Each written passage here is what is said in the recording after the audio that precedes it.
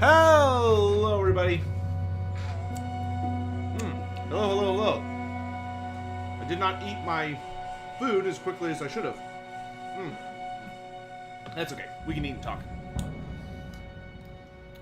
How is everyone? Goodness.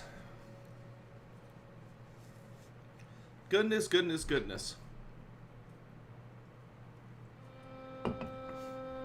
Hello, hello, hello. Good morning, evening, afternoon, wherever you may be in the world.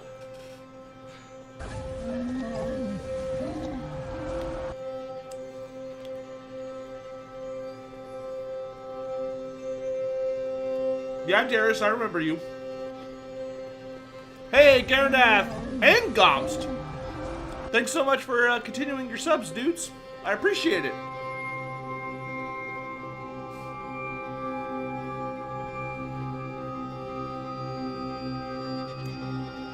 What pizza is that? It's sausage and pepperoni.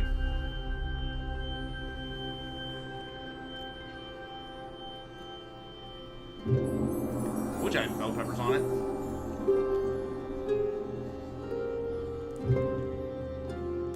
How am I feeling? I'm feeling pretty good. So, I apologize for not being around yesterday.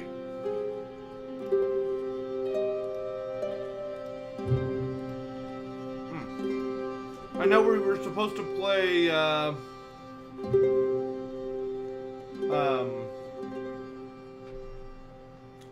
we were supposed to play Thront yesterday, but, dude, I got a message from CA. CA was like, hey, you know, like, you're one of the announcers for the Everchosen. Even though, you know, we're not, because of the pandemic, you know, we're doing it with the skeleton crew. Is this just a stream of watching a dude eat? We just started. They asked me to make a, like, they were like, oh, do you want to do, like, a little video or something for the, oh my god, I'm so happy that, the embargoes are over with. There's no more embargoes. So now I can talk about whatever I want to talk about. Except I can't give a review. But, you know, that's okay. Yet. But I can talk about whatever I want to talk about now. We can show everything. Finally. Anyway. So they were like, hey, can you make a video for the Everchosen? And they asked me about that, like, less than 2 days ago. So I was like, sure, I guess. So I had to, like, throw together a video for the Everchosen. Good lord.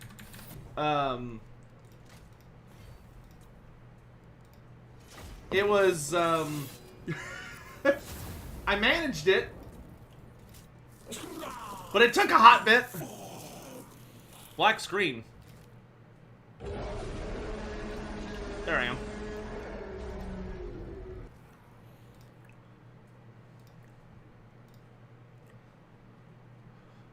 Tyler, thanks for the tip, my dude. I have an unrelated question. Do half-elves exist, or at least can exist? Not in Warhammer Fantasy. So the thing about half-breeds in Warhammer Fantasy is that the Warhammer world has the creation story for the Warhammer world, the elves, dwarves, men, all those different races were created from very different fundamental things. Like, they aren't all evolved from the same common ancestor, right? The old ones created them all with very specific designs, and they are incompatible with one another when it comes to producing offspring. So there are no half-breeds in Warhammer Fantasy.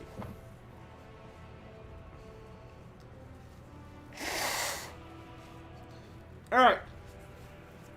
Let's go ahead and hop into this. I can talk as we play. But, yeah, I really enjoyed Drycha's campaign. I'm really excited to share it with you guys.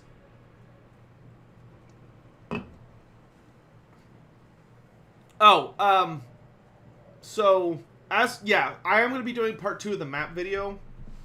The big thing that happened, and I'll just tell you guys, and then you can watch the video when I put it out tonight.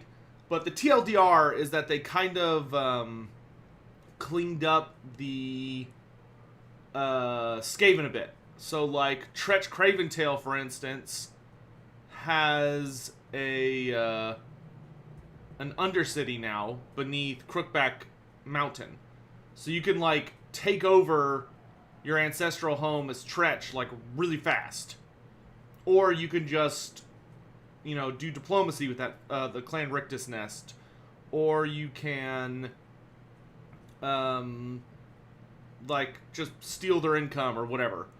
They also, like, they changed Tretch's campaign a little bit because they gave him some huge faction buffs. Mighty leader of Dryads, though you have been exiled from Asrai, your purpose here is clear. Men of the Empire brazenly hack and burn woodlands that have stood since the Forgotten Season, heedless of their folly. Nourish the world roots with their blood. But your true enemy will always be the Asrai. They claim to be the Forest's allies, but are as unreliable as any interloper and are not to be trusted. Tear down their halls. Finish what Goadil started. Above all, Athelloren must be your final goal, for the Oak of Ages will surely wither in the meddling hands of the elves. Instate yourself as its true guardian, and make them rue the day they trespassed upon your sacred home. The Asrai are pretenders, Briarmaven of Woe. It is time to show that your kind are the true sentinels of the forest. Punish your enemies, bring life back to the woodlands, and bloodshed to those who dare oppose you. Okay. So. Jamama, I read both chats. I have them right next to each other. So, let me answer a couple questions I see showing up in chat. The big thing for Tretch, I'll go over it in the video, but if I recall correctly, in y'all's build, like the current public build, the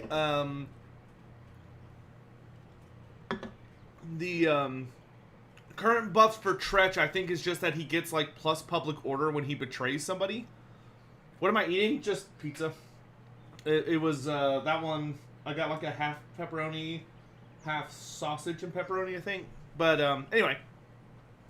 Tretch, like, I think he just gets the whole public order thing. And then, but in this build, the update, Tretch now gets +3 recruitment ranks for Storm Vermin faction-wide. He gets an Undercity underneath Crookback Mountain right at the start. That starts with a stealth building. He gets the Encourage aura on all Storm Vermin faction-wide. And he gets... all Skaven in his faction, when their Scurry Away buff is active, which is when they're running away, they get a ward save in addition to the speed buff. Keelan, that's not Ghost Rebel, thanks so much. DJ Hereticus on Discord. Greetings, Zotek. I've not been around for a while and I'm happy to be back. Well, welcome back, my dude. You didn't need to tip for that, but I'm so glad you're back. Keelan, honestly, I'm not really worried about the art. And I've seen Reddit. It looks like everyone's kind of ragging on them as it is. They'll get the message. I mean, they check Reddit and the forums and stuff, and a lot of people have made their thoughts clear on the art. Personally, I'm not really bothered by it. To a lot of people, it's clearly important. So for those people, go for it. But I'm not. I don't care. Is it possible to confederate the other What Else is Drycha? No. The only person who can confederate with Drycha is Durthu. So if you're playing as Durthu, you can confederate with everybody. If you're playing as Drycha, you can only confederate with Durthu, and none of the other elf characters can confederate Drycha. What about Clan Moors? Queek got a faction change where he gets +2 starting amounts of chieftains, so you can, and also Queek's starting structure, the base of Clan Moors building, which is his starting structure in Mortal Empires. And I think Vortex has the ability to recruit chieftains immediately. So, like, as soon as you start your Queek campaign, you can immediately pick up 2 chieftains, which is really, really strong, because chieftains are really good. Okay, so, playing with Drycha, we actually get 2 bonus techs. Drycha has 2 additional techs in the Amber tree, because she can actually get more Amber than anybody else. So we can get the Wisdom of a Diavok, which gives Stalk for giant wolves and giant spiders, and Death Blow for all forest spirits. Or we can get Wisdom of the Wildwood, which is physical resistance for all animals, but it makes our tree men deal damage constantly in close combat. I think I'm going to go with a Diavok. I really like Death Blow on all the things. The forest is whispering. Alright, They will be stopped. let's get to work. So, Drycha's campaign is notably different than a lot of the other characters. You'll notice that her forest spirit building is only 3 tiers instead of requiring tier 5, so she can actually unlock all the forest spirits way faster. Drycha also has unique forest spirits, because she's got all the malevolent ones. And also, here's a fun fact. So, Drycha's faction, she has a couple things going for her. So, first we have Briarmaven of Woe, which lowers public order wherever we are, and makes our Dryads get a 10% weapon strength buff and 5 melee attack, and also lets us summon Dryads. But then this is my favorite. Dryads of Dyspathy. -40 relation with all wood elves, -10% upkeep for forest spirits, plus 10% upkeep for elf units. But look at this. All elves are glamored, making them expendable. So all wood elves in Drycha's faction have the expendable trait, like goblins do. Because she just doesn't give a damn. They're just meat shields. And then glamored, as you can see here, makes it where all of my elves have higher leadership, but their combat stats are worse. Legend said he wants to fight me? In what sense?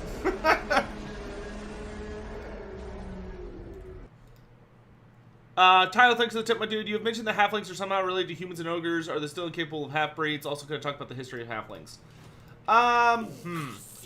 The TLDR on halflings. Halflings are not super related to humans. They're related to ogres. Ogres and halflings were created from like a fundamental same stock. The old one that seemed to create one of them created both of them. But that being said, there doesn't seem to be any evidence that you could have any half-breeds. Not that I've ever seen. Warhammer seems to keep that idea out. Gotta fix my camera because I was recording footage yesterday. Nope. I can do this. Nope. God, where is it? There we go. Turn that down. Turn that up. Turn that up. Ah, much better. Okay. That being said, the history of the halflings, there's not a ton to talk about, honestly. The halflings have lived in the area known as the Moot for almost their entire existence. I would actually probably just say just for their entire existence. They've kind of scrapped by just because they tend to form alliances with other races nearby, like the dwarves and the humans. You know, that's pretty much it. I mean, they're part of the Empire. Like, they have a member on the Council of Electors. Like, they technically have an Elector Count. I forget what his name is. He has a pretty goofy name. But, that being said, their power in the Empire is very, how do I say this nicely? It's kind of, for show more than anything. Like, the halflings don't have any real power. They're kind of like, the Empire uses them as a breadbasket, and so as a part of that arrangement, the Empire protects them. But the halflings don't actually have any true authority or, yada yada within the Empire, if that makes sense. Good, my precious. As Darius, as Durthu, you can confederate everybody. Durthu can literally confederate every single character, every single wood elf, every single character, every single wood elf in the game. He is the only wood elf character who can do that.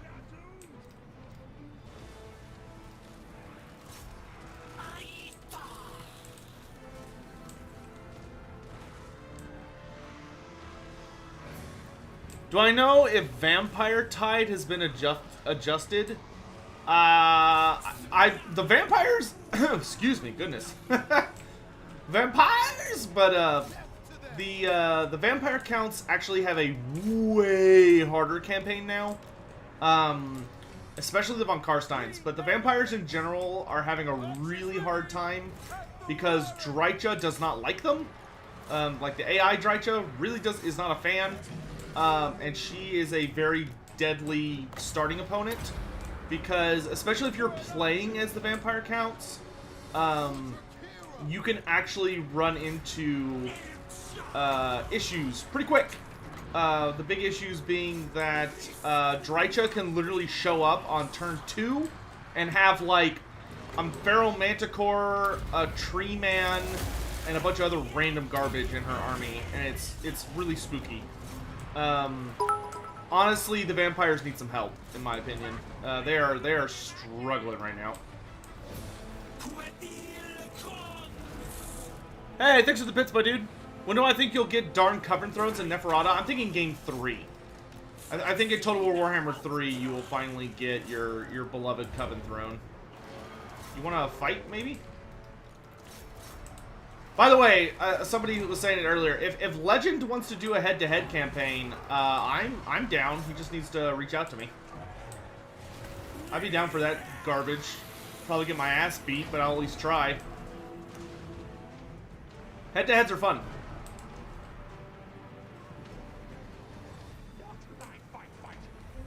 I know me and him are supposed to play some Vermintide soon-ish. Maybe once all the DLC garbage calms down. But yeah.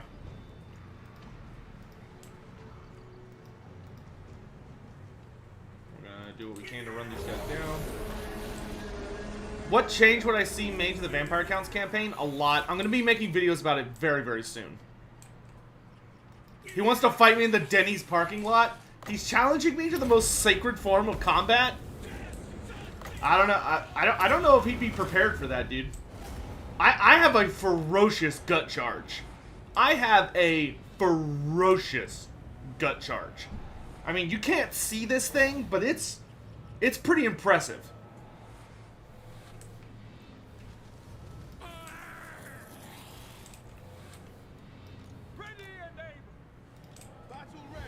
Do I have any recommendation for lore books? Yes, the place you should start if you're wanting to learn Warhammer Fantasy lore is, you want to start with Gotrek and Felix is really, really good, or the Black Hearts. The Black Hearts series, I got the omnibus right here. The Black Hearts by Nathan Long. This thing is amazing. It shows the Empire in a really, really interesting light. You also get to see a lot of the, like, monsters and creatures of the Warhammer Fantasy world, like Skaven, Greenskins, Warriors of Chaos, Chaos Dwarves, and the Undead, from a very human perspective. Like, it's literally just a bunch of humans. And it's kind of got, like, I don't know how to describe it, but it's a beautiful series. You should absolutely check it out. It deals with stuff like how gender is handled in the battle and all that stuff. Could Durthu get Coadil via Confederation? I guess technically, yeah, he could.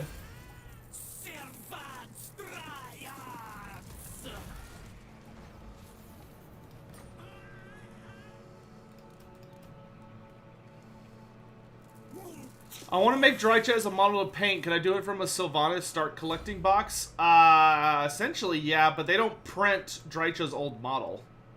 Like, you have to get her current model. Like, she has a... Granted, it's not the exact same Drycha. It's technically a different character. But there is a pseudo... Drycha Hamadreth is the current Drycha in AOS, which is not this Drycha. She is a creature very similar, but still different. I don't know, it's complicated. Get the book and you'll read it. Yeah, the Blackhearts are the Suicide Squad. Yeah, that's what I was trying to think of. Yeah, if you like Suicide Squad, like, well, the animated movie, not the live-action one, but if you like the concept of the Suicide Squad from DC, you will love the Blackhearts. It's literally just the Suicide Squad in the Warhammer universe. Burn it! Get rid of the rat fill. We'll occupy it later. Clan Creepus is dead! Maybe I should have farmed him a little more. That's okay. Let's go ahead and get Smoke and Mirrors and Pendulum. What do the Wood Elves think of the god Tal? That he's an impersonation of one of their gods, or just not a god. The elves have no respect for the gods of the other races. They literally just think they're myths or just like small-minded creations of small-minded, silly little people.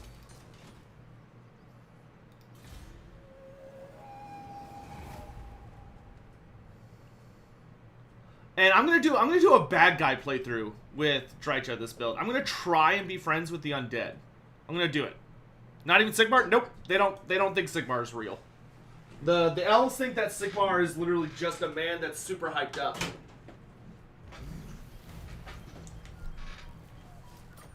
They kind of think Sigmar is a joke.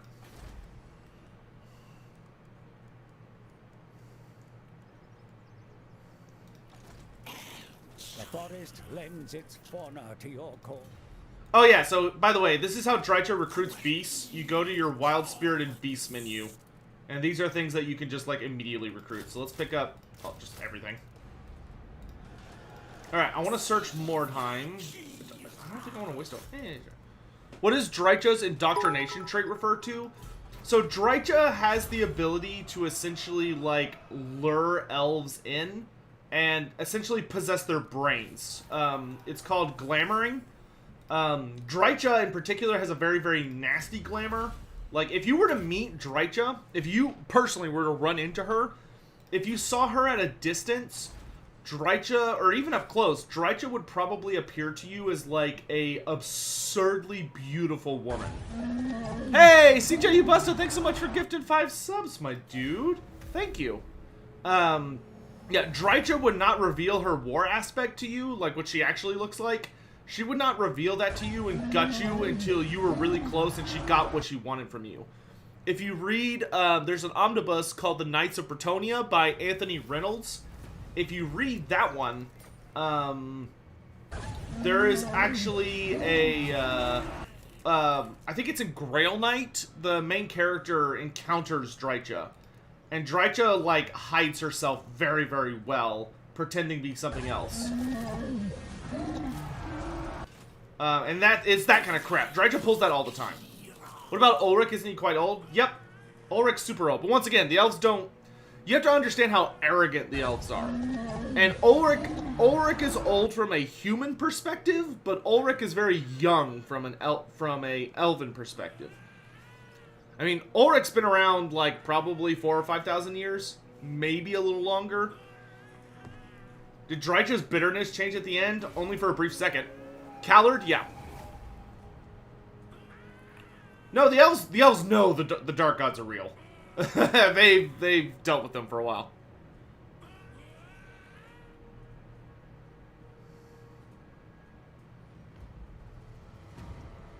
Alright, so we've got some annoying-ass humans preparing to attack us. We're going to take one more turn of healing.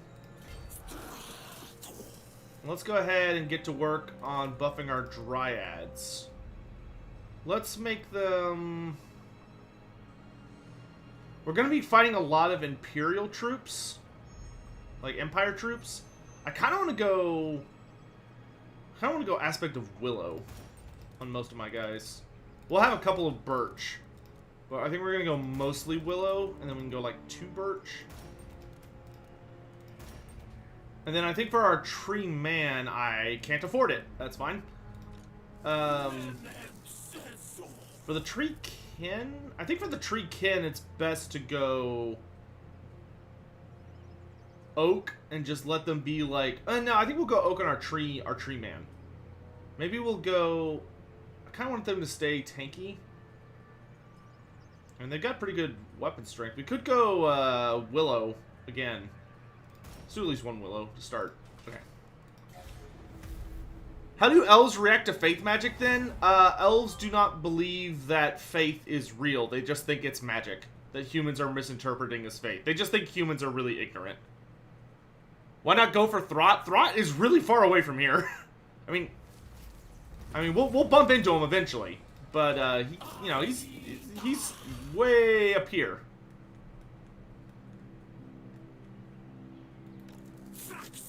How's it rolling so far? It's going well. We caught all these stupid humans in an ambush, and I really like tearing apart little humans. So we're gonna play this out.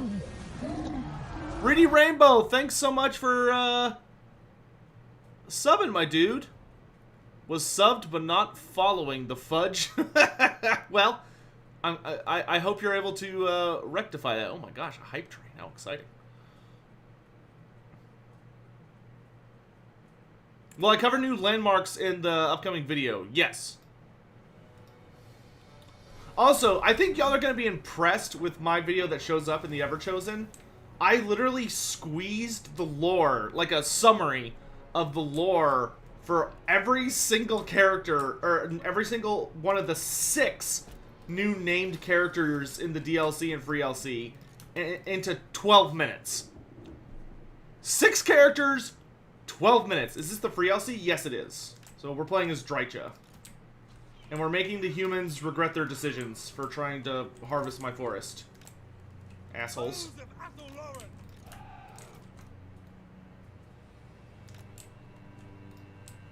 Y'all excited for the Everchosen? The Everchosen is tomorrow, for anyone who hasn't been keeping up with that. Tomorrow we'll get to see the best of the best in the Total War Warhammer community. Or multiplayer community, go at it. It's gonna be awesome. I'm very excited. I love the Everchosen.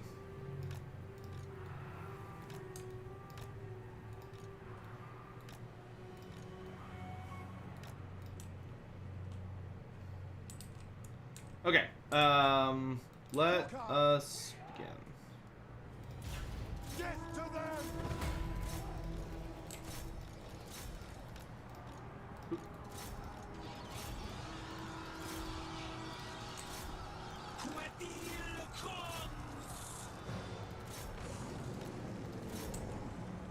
Oh, I forgot my tree man.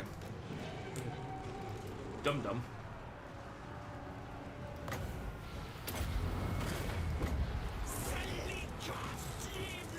Rouse to wrath!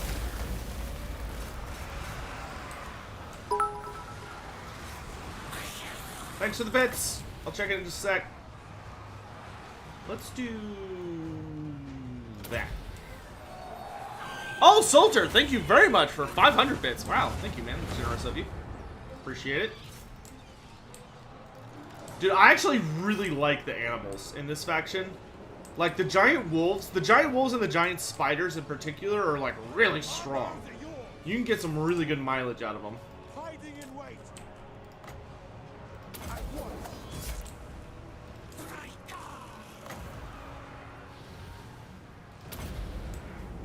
Sigmar versus Kane, who wins? That would depend a lot on when it happens.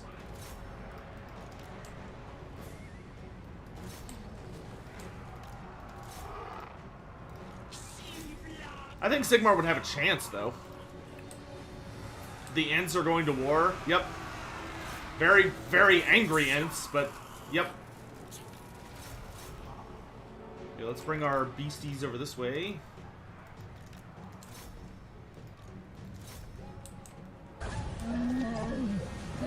Hey, Makuta! Thanks for subscribing, my dude. Please enjoy the emotes and welcome to the Red Host, my man. I appreciate you.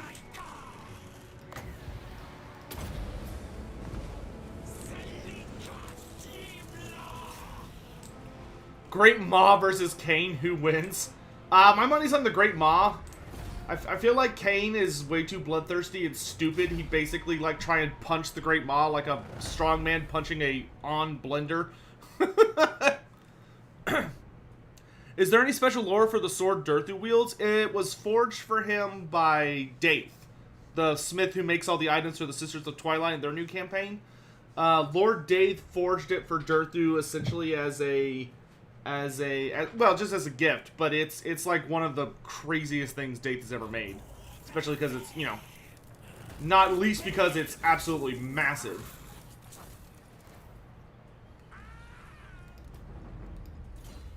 Okay, let's go ahead and buff our beasts. So this will give AP, speed, and charge bonus to all of our creatures.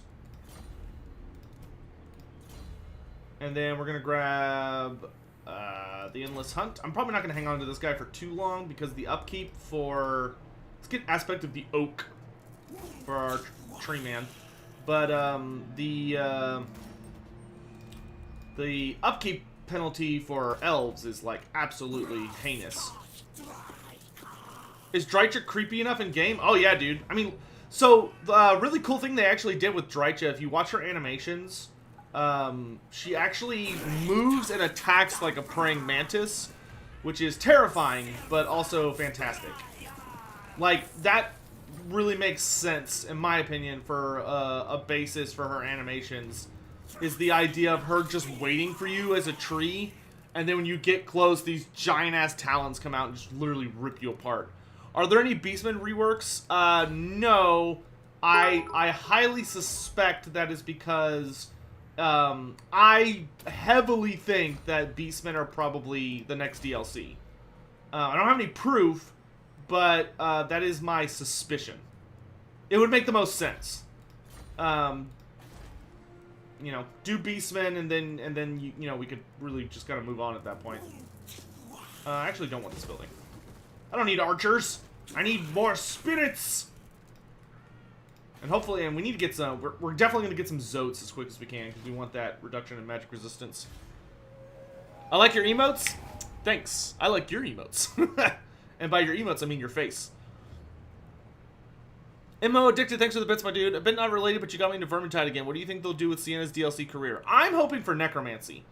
One of the things that happened in the end times was that when Nagash ripped out the Wind of Death, and he was fully resurrected, he caused, like, a massive schism in the Winds of Magic, and literally everybody got the ability to wield a new lore of magic called the Lore of Undeath. And the Lore of Undeath was basically the Lore of Vampires, but just better. But anyway. Okay, let's actually read this, because I'm not in a rush. I'm no longer on a timer. I can just have fun streaming with you guys, instead of being like, oh shit, I've only got 3 hours. Okay, so Coadil Unchained. Within Athel Loren, Drycha's association with the vengeful tree man elder known as Coadil is no secret. His great betrayal of the Asrai has not been forgotten. The forests whisper that his wrath will never be subdued. While he roams imprisoned in the wildwood with his dryad handmaidens, Drycha's Wargrove determinedly carries out his malevolent decrees in the outside world. There's little doubt that Kodo desires to be free once again, however. None are more aware of this than Drycha herself. While in communion with the Great Elder over the many centuries since his confinement, she has rampaged across the old world to gather a plethora of powerful relics from the realms of men. Relics which will enable her to shatter the wards imbued into the waystones which bind Kodo to the wildwood. Only the final few relics which Drycha requires to complete her task remain ungathered. The Fang of Tal Roth, known to be located somewhere deep within the Empire, hums an earthly tune to her that calls out in the darkness. Drycha knows the direction she must travel, but is unaware of the relic's exact location. From the fringes of the great Drakewald Forest to the Forest of Arden, Drycha's bloody exploits are well known amongst men. But it is now the turn of the people of Midland to bear witness to her atrocities with their own eyes. And the Fang of Tal Roth, for the record, for anyone curious what that is, it is a sacred artifact of, it's a sacred artifact of Tal. Thanks for the hype train, guys. I really did appreciate it. Is it true Drycha's elves are expendable? Yep. Right here. They have the Glamour effect. Makes this unit have the expendable trait, gives them bonus leadership because they're basically zombified, but their melee attack and reload skill is lower. Okay, so let's go heal up for a bit. And then let's heal up and buff our army, and then we are going to prepare to go punch a lot of people in the face. And it's going to be a fun time. It's going to be good, wholesome family fun. Just lots and lots of murder. And as you can see, our Wood Elf tree is actually substantially reduced because Drycha does not have access to any elite units. So, like, we don't have any Wild Riders or Stag Knights or Sisters of the Thorn because we can't glamour those. No Way Watchers.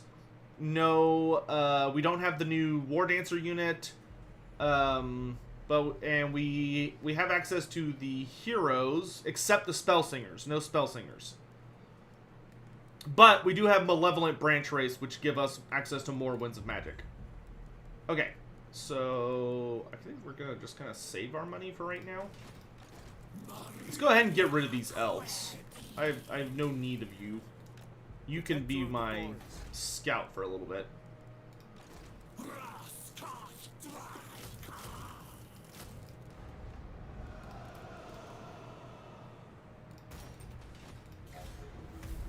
What's the landmark? It's pretty much the same as if you have it with the Wood Elves. It just gives you different units. But it's, I think it's immunity to vampiric corruption. Here, I'll show you. It makes branch rates better, and it also makes you immune to vampirism issues.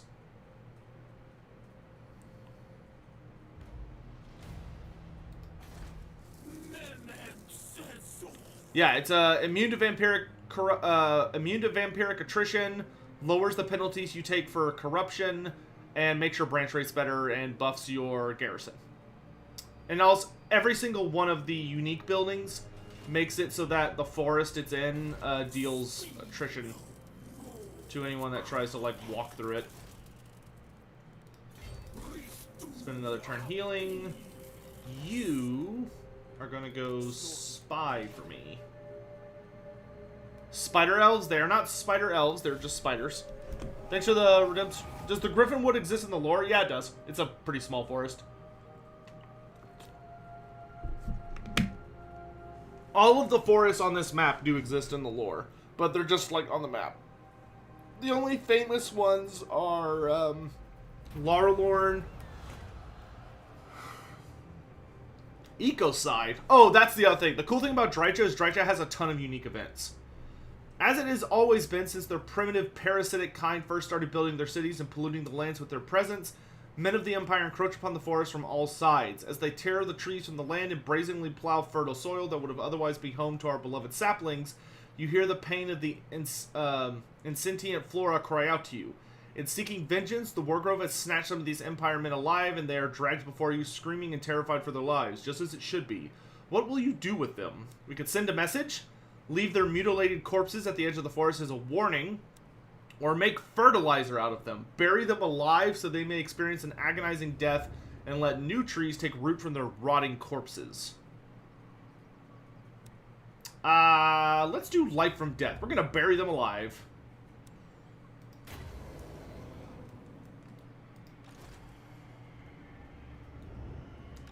Nothing like fresh Imperial.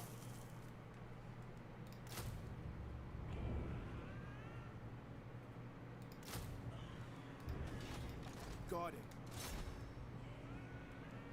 Opening the gates. Oh, I can get a branch wraith. If I had enough money! I'm gonna save up for this building. Actually, no, let's go ahead and grab that one.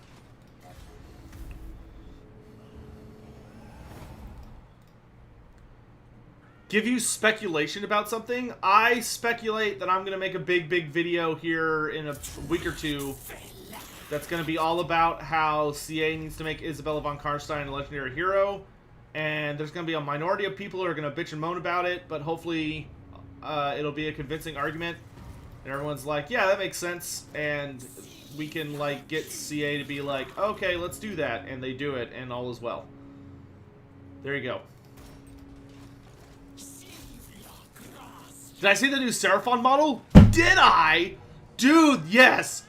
Dude, the Age of Sigmar news we got today was hot. Like, it was hot, dude. Like, I was like, whoo, I'm getting like the vapors. Like, that new Skink Priest is drop dead gorgeous.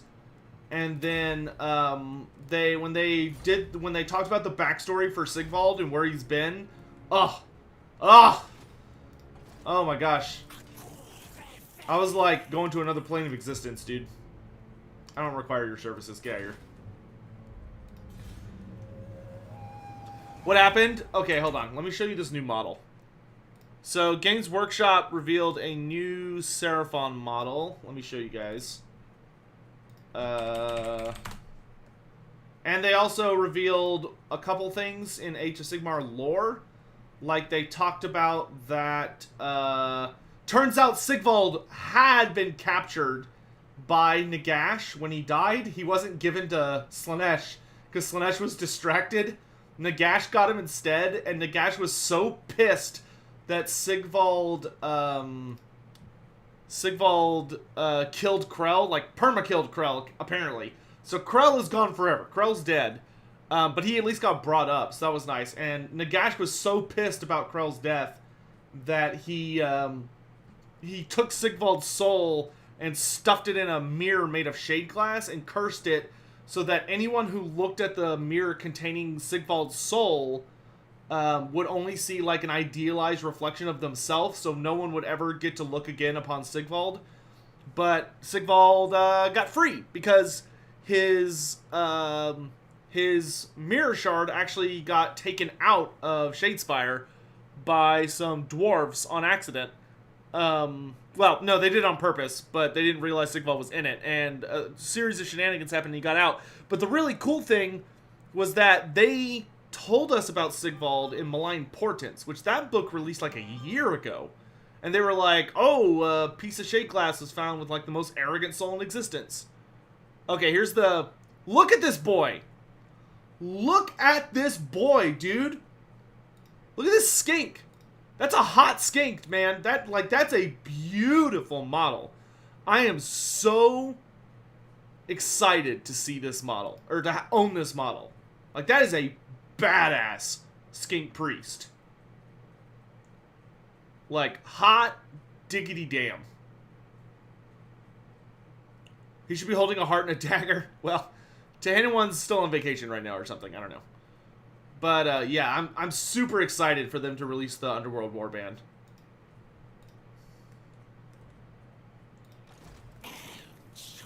Okay, let's go ahead and search the ruins.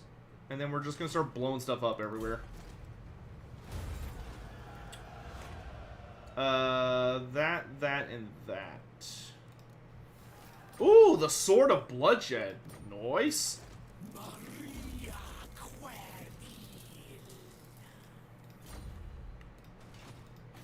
Okay, the Griffin Wood.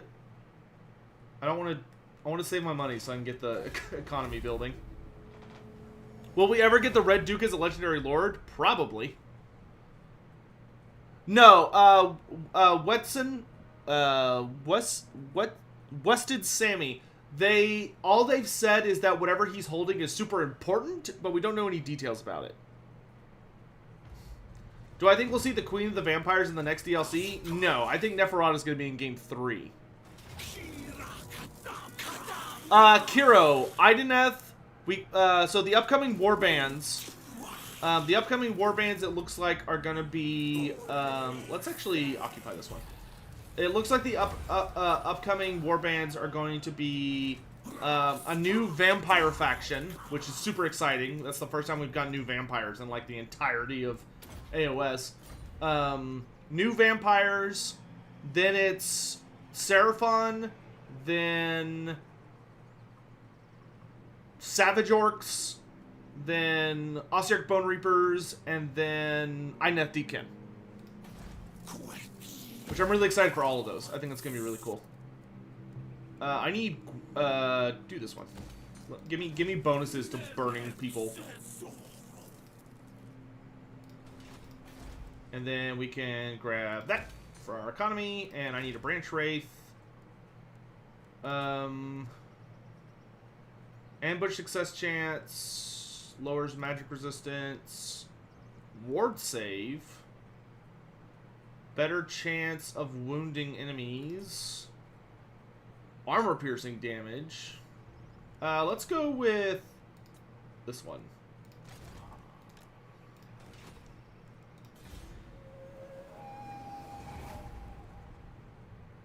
You think it's Scourge Privateers? I don't think it's Scourge Privateers. The symbol looks very vampiric.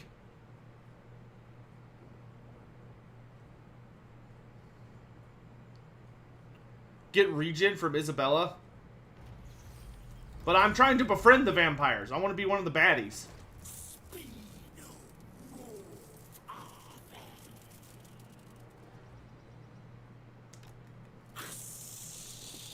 Trying to tell a story.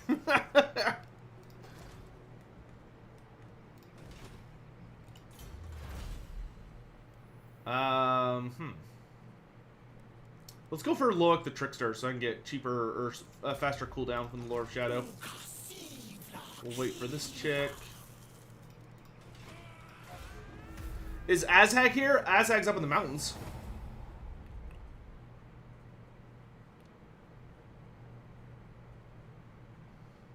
Could just be the kill everyone type of baddie. Well, right now I want to team up with the vampires. So they'll help me smash the Humies. But, you know, if the vampires become a problem, we'll backstab them. New Vampire Coast and Age of Sigmar. That's what I'm hoping it is. Doug of CA. I'm hoping that they're Vampire Coast, because it kind of looks like a vampire. It does look very nautical, but I'm hoping it's they're undead, not elves. We need like a good vampire faction in AOS. Sure, let's clear the Heathland. Just spoiler, very nice. Skin of the Woods to give our Treekin a ward save. And then I've got 1 point left. Yeah, let's go ahead and do Ancient Bark. We want to finish that as quick as possible. So this is the Malevolent chick. Really, really cool thing they did for the Malevolent Dryads, or the Malevolent Branch Wraiths, is that they actually have unique skills depending on what lore they are. So the Lore of Life Branch Wraith has Enchanted Photosynthesis, which gives her regeneration and makes her better at replenishing troops. The Shadow, the Beast one has some kind of ability or a skill instead that like buffs the wild animal units you get. And I forget what the Shadow one does. We'll definitely check them all out, but thought y'all would find that kind of cool. Because I think it's kind of cool.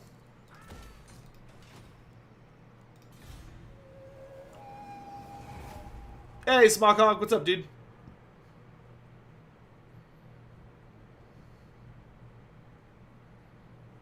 Do I think it'll be... I don't think... Dominic Hens, I do not think we're going to be seeing vampire counts or dwarves getting a DLC in Total War Warhammer 2. As much as I think they should get one, I don't think they're going to. Enrich Bewitchment. The spell that holds the elves under the Wargrave's control is not as strong as it once was, but recently the winds have been blowing unusually strong overhead. The branch rates sense it, informing you that now is an opportunistic moment to harness the magical eddies to reinforce the glamoring enchantment being used on your elf units, at least temporarily. However, it could also be siphoned to invigorate elf souls that inhabit the Wargrove's treekin, which would also be invaluable for the coming struggles. Which will I take? I can reinforce the spell, which makes my forest spirits more expensive, but my elf units better. Or I could empower the treekin, which makes my elf units have a higher upkeep, but buffs all my forest spirits. Yeah. I'm not running any forest. I'm not running any elves in this army. Kidding? You kidding me? Too lazy to think. Okay, there we go.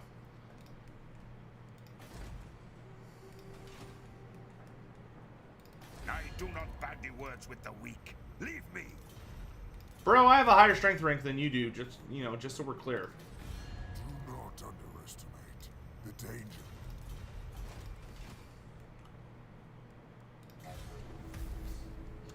Who are Nagash's Mortarks? They're basically like his super badass generals. There's always supposed to be 9 of them. Oh, there's Azhag.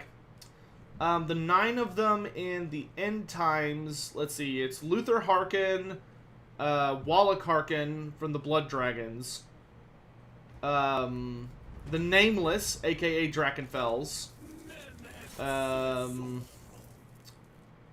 Vlad von Karstein, Manfred von Karstein. Oh, rip these guys. Who else is there? Archon the Black, Neferata. Neferata, Archon, Manfred, Vlad, Krell, Nameless, Wallach, Luther.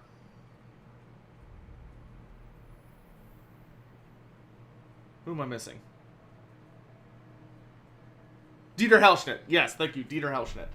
I knew I was forgetting somebody. Drycha, yeah, Drycha is super duper fun to play. I absolutely adore how they interpreted Drycha. Ooh, we got giant spiders. Yes. I think they did a kick-ass job with interpreting Drycha and making her like a fun and interesting experience.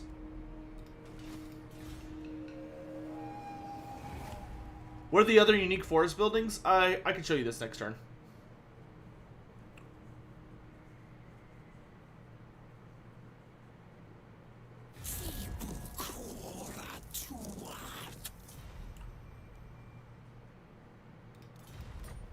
Madiri, it's been a while since I've read the book behind it, but yep. We've encountered the Lamian Sisterhood, and chaos is already stirring. How joyous. Lamian Sisterhood, y'all are like way over here. Get on with it. Hey, Azhag, we should be friends. Okay. We'll get there. I'll win him over. Just wait. All right, what do we got here? We got a dilemma. Let's do it.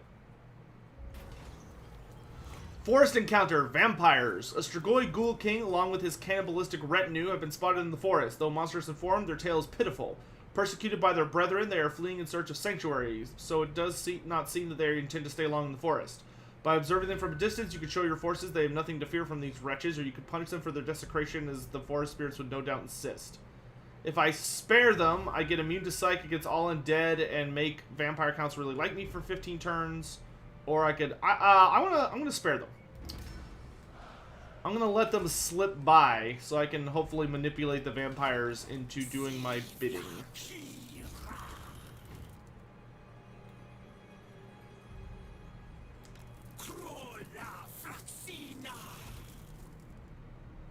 Oh, you want to see the new buildings. Okay, so for Drycha, here's all the buildings. Ensorcelled Heart of Athel-Loren gives you a bunch of tradable resources, increases your trade income, and gives you... Okay, it's the exact same as it is for the other Wood Elves, I think. Yeah, it's all the exact same. It's just, for Drycha, the garrison is different. Because it gives you malevolent units. But it's all the exact same. You can check it out. I'll be making a video about it and show it all in detail.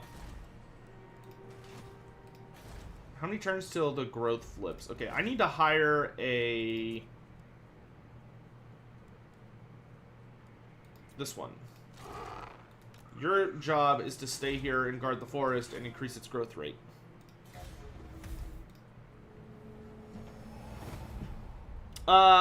Is there any Wood Elves who ever said screw this garbage and became a higher or dark elf? No.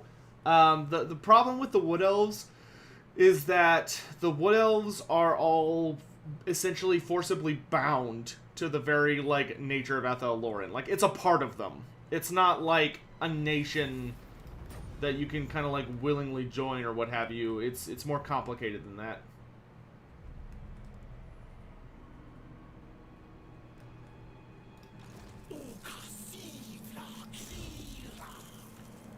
Unfortunately, it's not a club you can leave willingly.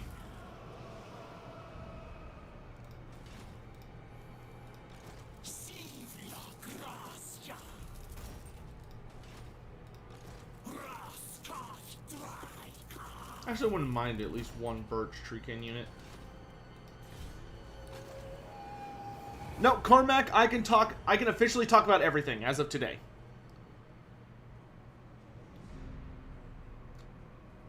How do you get to the other forest with Drycha? Do you do events? Well, Wood Elves can teleport now. Wood Elves can teleport on the world map from one forest to another. What happened to the Oak of Ages in the lore? The Oak of Ages basically had a lot of its power harnessed in order to resurrect Tyrion, who was the incarnate of light. And after it was used to resurrect... a lot of its power was used to resurrect Tyrion. It kind of like caught on fire and started burning due to some shenanigans from Khorne. And then the world exploded and the Oak of Ages landed, eventually crash landed, or what was left of it, crash landed in Age of Sigmar in the Realm of Life. And it played a rather pivotal role in the Realmgate Wars.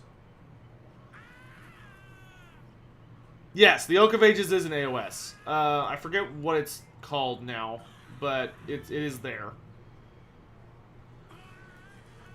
Here we go. We got the mission for Confederating Durthu. In the current age, the Wood Elves and their tree spirit allies have been known to offer their assistance to the lesser races who dwell outside the boundaries of Athel-Loren for the good of the Weave. Some Bretonnians came to look upon your kind as allies, even bestowing honorary knighthoods onto your commanders for coming to their aid in battle. The dwarves, however, have been somewhat more stubborn in forgetting the times long past when the Wood Elf host defeated them in battle, even though such events ostensibly occurred due to their own greed and crude ignorance. Despite your kin's efforts to right those perceived wrongs, the dwarves have never once considered striking an entry against the Fae folk from the Book of Grudges and Thanks. The great treeman elder Durthu has grown weary of their discourtesy and could become a valuable ally should you decide to punish them. So we'll definitely be spanking some dwarves in the near future. So Durthu will join us. Are the old ones dead or just gone? They seem to be dead. Where do you buy the End Times books? The big books, you could buy digital copies pretty easily. Physical copies, good luck.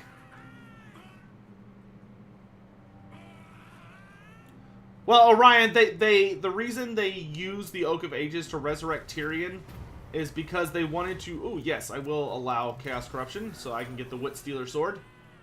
The reason they allowed... or they used the Oak of Ages was... and gave him the light magic was to resurrect him without the whole being cursed by Cain into, like, a maddened son of a bitch.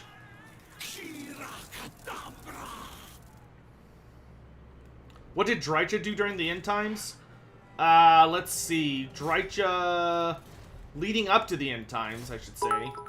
Drycha kidnapped the Fey Enchantress and gave her to Manfred von Karstein, which left Bretonnia without having, like, kind of floundering since they didn't have her with them anymore. And also caused a couple other issues.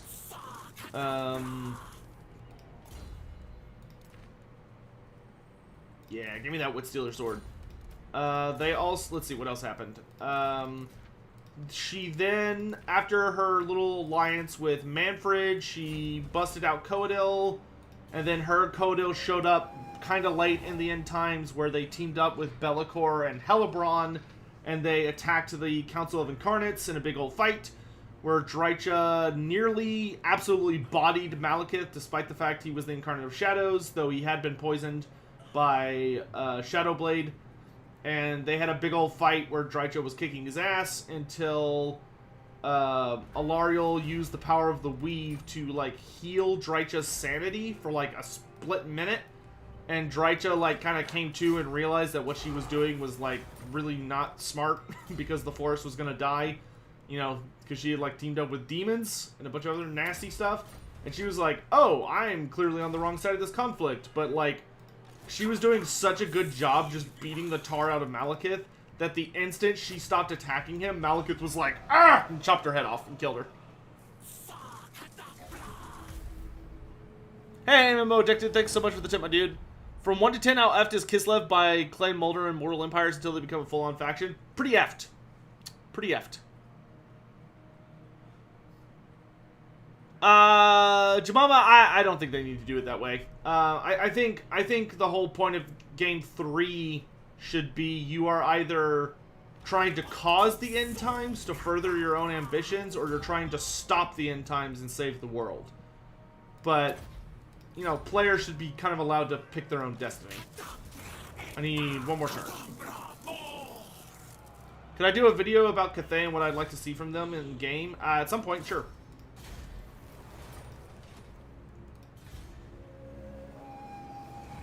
Do Skaven Chieftains have anything that buff Clan Rats or Storm Vermin? They can get a couple of, like, large AoE leadership buffs.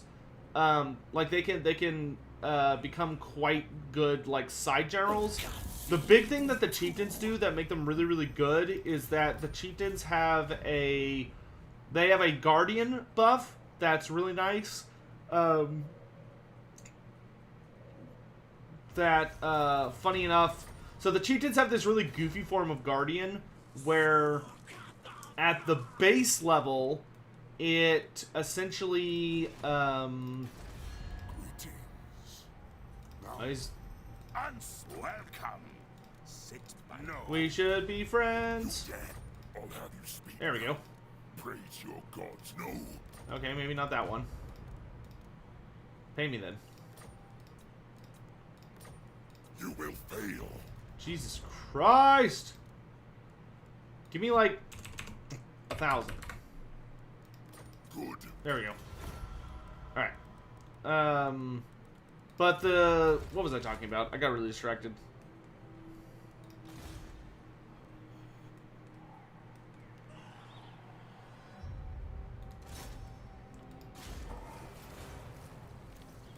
In the novel Grey Knight, Drycha appears to near single-handedly take over Athel Loren. Is that a it's not a common occurrence, no, but Drycha is very, very scary and powerful. You have to note that in the Bretonnian Omnibus, that was essentially written from the perspective of like an end times tier event.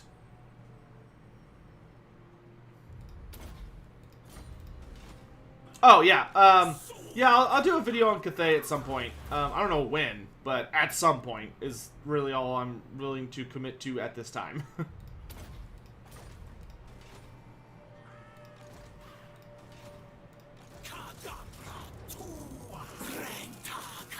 Auto-resolve it.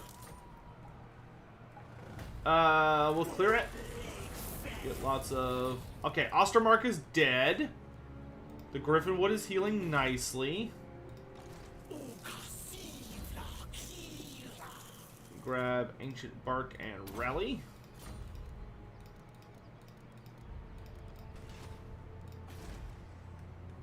Got 2 more turns, so that's ready to go. Do I think we'll see all the end times in Total War Warhammer 3? Yes. I think it's going to be awesome. Who were all the incarnates? The original 8 were... See, Gringor was the incarnate of Beasts. Karl Franz, even though he was actually Sigmar, was the incarnate of Heavens. Tyrion was the incarnate of Light. Originally... Well, I'll get to him last. Let's see... Alariel was the incarnate of Life. Malekith was the incarnate of Shadow.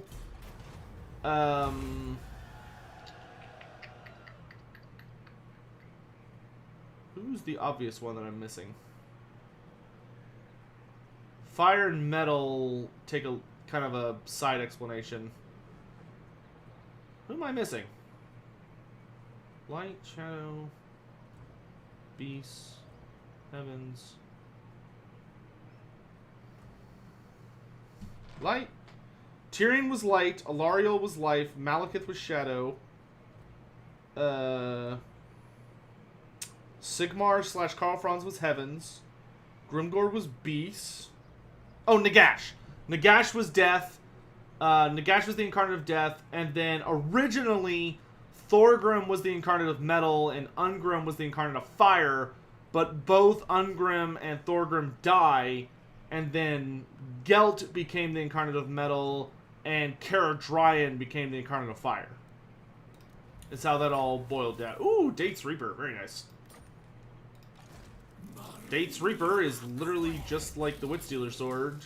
Well, it doesn't have Discourage, but it also doesn't come with, like, all those nasty downsides of the Chaos Corruption, so I'll take that for now.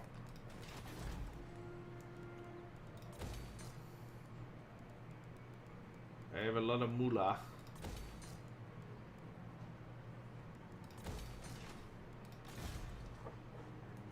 Yeah, let's go ahead and bring you back. Actually, no. Let's get one more level. One more level. Yeah, the dwarves did get screwed over, to be honest. The dwarves are still kind of getting screwed over. The Fire Slayers and the Caradron are really, really cool, but their rosters are pretty small and they don't have any gods right now. Who is the Celestinate Prime? We don't know yet. It's a lot of people think it's Karl Franz, but we don't know for sure. What does the Fang of Talroth actually do in the lore? We don't know.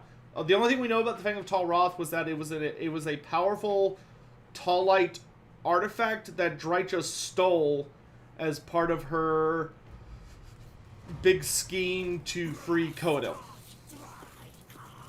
But there's no explanations on like what it actually did.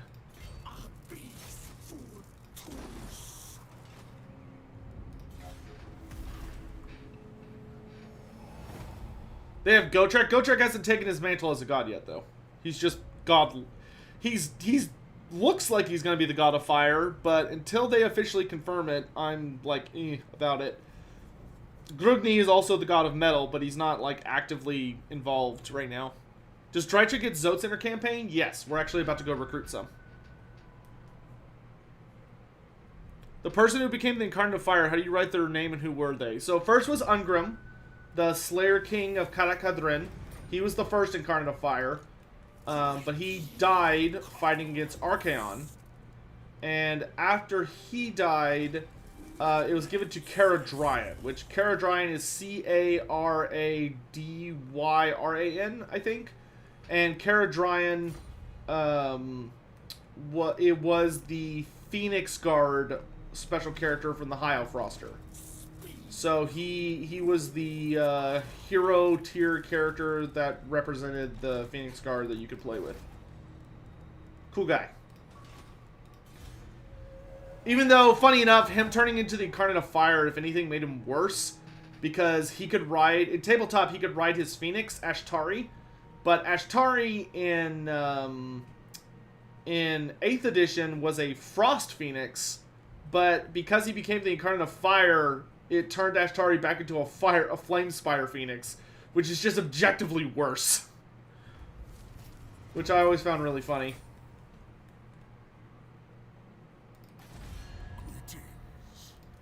Why are you being such an asshole, huh? We have much to discuss, and thou art never. They really need to... I can't wait for a diplomacy overhaul, guys. I am so sick of all of the, like, so many of the factions just being, like, hilariously hostile. Like, there's just not a point in doing diplomacy a lot of the time. Okay, there we go. We got something going with Azhag. We're getting somewhere. We're getting somewhere.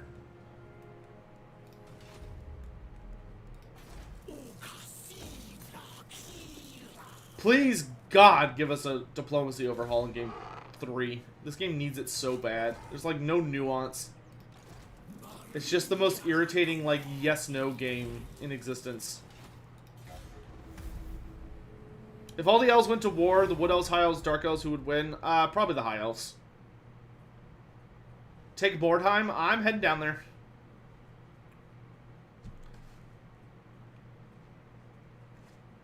Does healing the other fours as Drycha still feed into healing Athel Loren? Yes, because you still have to take the Oak of Ages at some point with Drycha.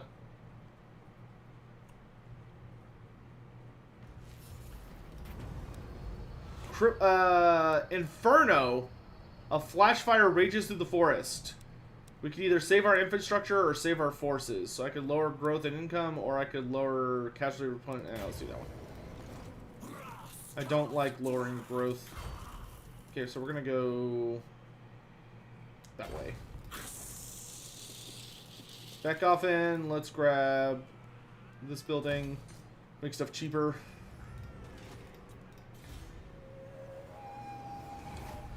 The likelihood of a Wood Elves / Greenskin / Vampire alliance. Well, Drycha did team up with the Vampire Counts in the End Times. Well, 8th edition, but also the End Times for a little bit. Drycha will team up with anybody to further her own ends, but, you know, she'll backstab them in a heartbeat. Have I read the Von Karstein trilogy? I've not yet. It's actually on my shelf, but I haven't had time to get around to it yet. I will eventually. So I can't give you an opinion on if it's good or not yet. Oh, wait, no. I want to turn off hero alerts because that branch wraith is probably just going to stand there for the rest of eternity. Hukon the Sunderer, there we go. And then next turn we can recruit more new units. Why did Alariel marry Malekith? To unify the elves. It was a purely political marriage. They had no romance for one another.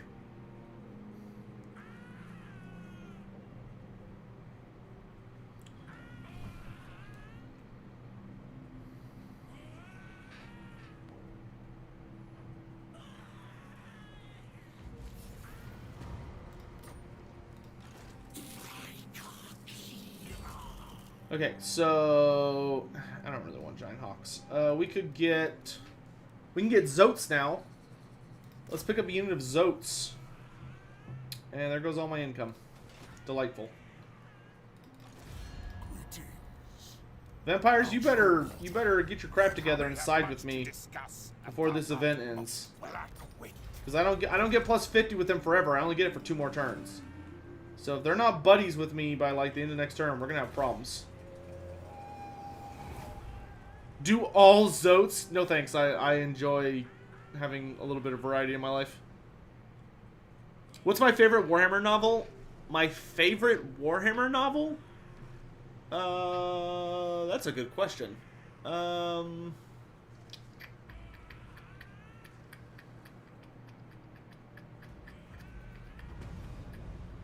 Looking at my shelf, probably the Gotrek and Felix series. Blackhearts is a very close second, though. I mean, there's a reason I recommend those.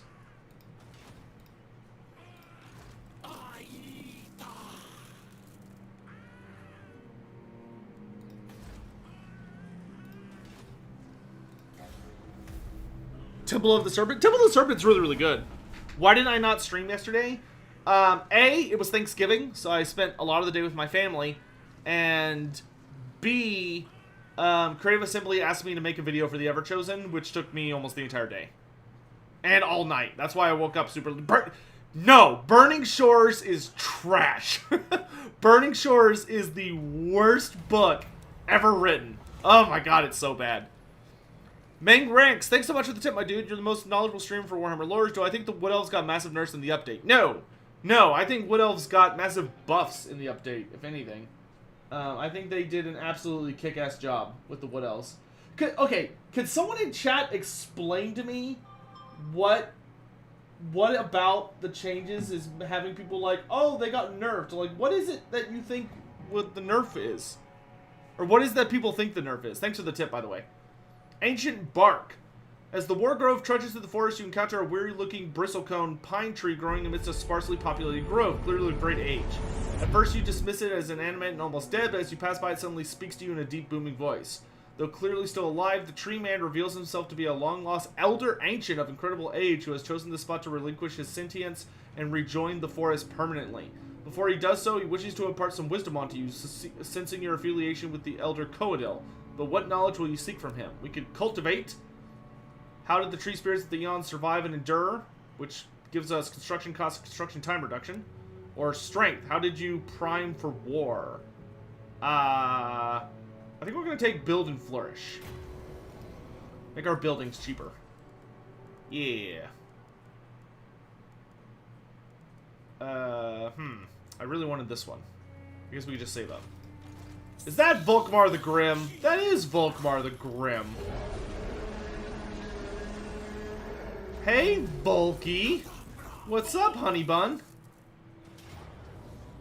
Goodbye. I'll actually fight this one. I wanna do a fight.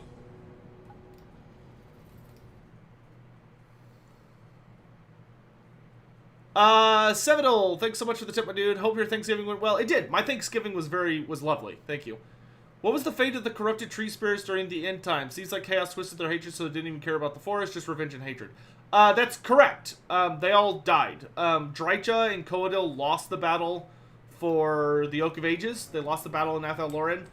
So those of them who did not have their madness cured by Alariel, or did not, like, come to their senses with the death of Drycha and Coadil, they were put down.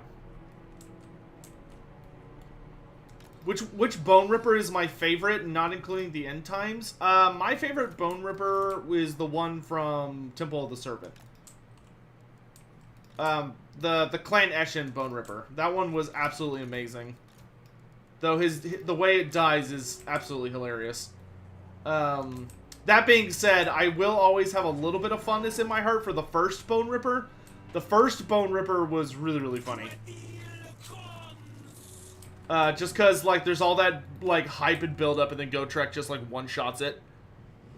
Let's see. Legend says he can't cheese the economy anymore, and people are mad about that. Well, it's a cheese build. Like, a cheese build is not...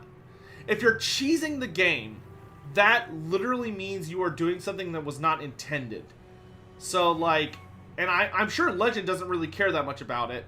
But that's not a nerf. That's literally just a, my what?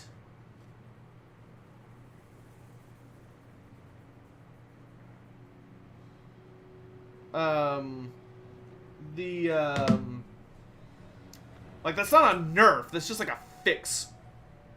Also, they have an extremely good late game economy. Like, I don't know if y'all watched my Sisters of Twilight video, but I was making bank.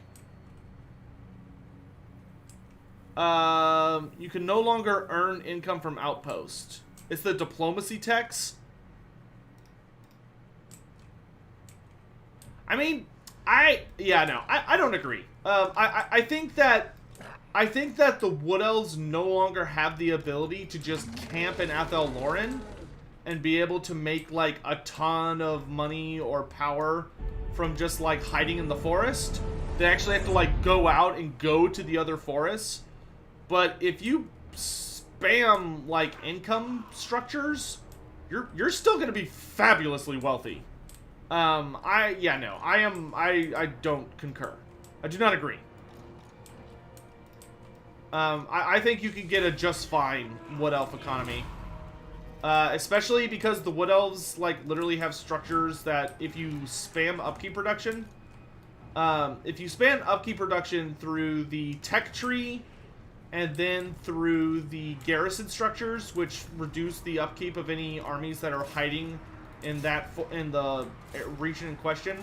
But if you go, like, super ham on all of those structures, like, your armies become hilariously cheap, especially if you get the skill trees upgrades as well. And then at that point, you're, like, literally looking at just, like, massively cheap armies. Compared to a lot of other factions that are, like, really, really powerful. So, like, I could see that they're different to play, like, so different that it's going to take people a while to get used to it. But I think the idea that they're, like bad now or like significantly nerfed is silly.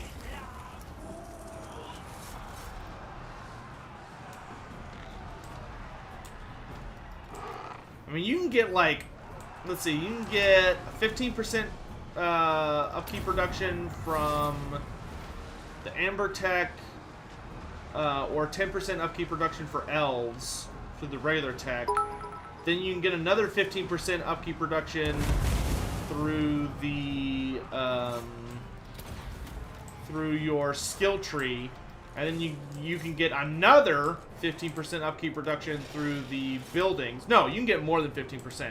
You can get like 20% upkeep reduction through your skill tree, and then up to I mean, you can get like about 50 to 65% upkeep reduction, like pretty easily.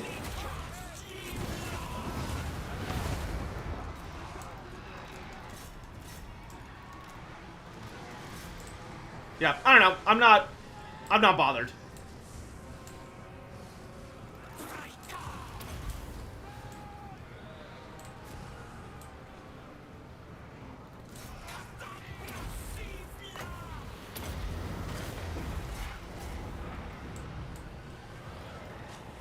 I mean, you know, obviously you're entitled to your opinion, and if you're like, oh man, I don't like the changes they made, that's fair.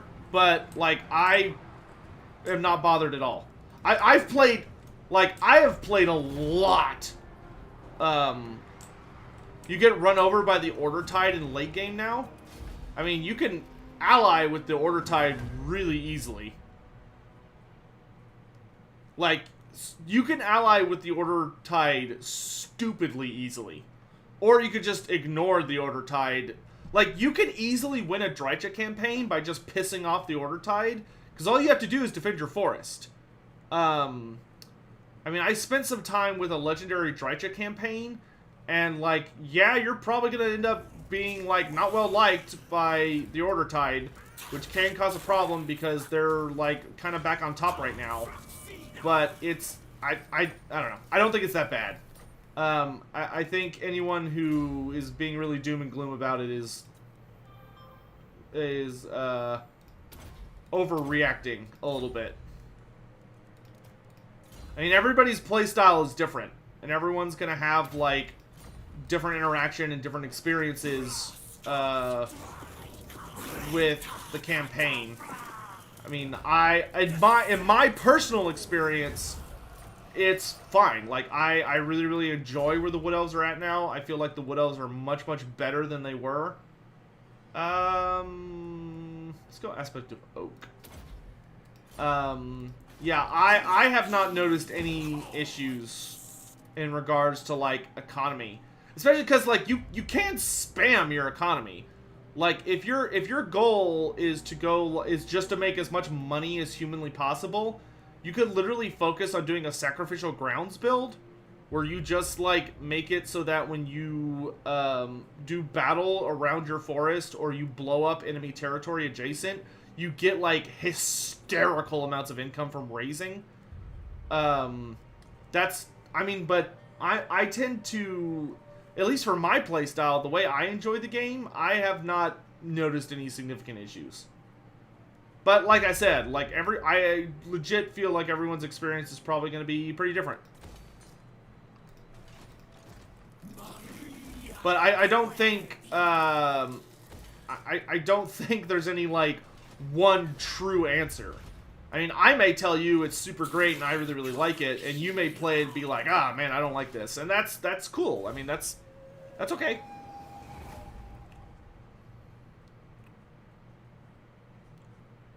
Thanks for the bits, MMO Addicted.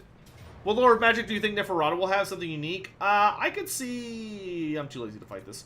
I could see Neferata having, like, maybe a mix of vampire and shadows. I imagine she'll be pretty close to the Lamian character we already have, but maybe, like, messed a little bit. Do I want CA to add more non-canonical units to the game? I feel like a lot of people don't realize how big your list of options is while still remaining, like, canonical. There are very, very, very few things in this game that I would call, like, non-canonical. So, like, no, I think they should stick to canon stuff, because that gives them plenty to work with, in my opinion. But, yeah, I don't think a lot of people realize just how, like, wide that range is. You can do some pretty wild stuff while still staying, like, perfectly canon.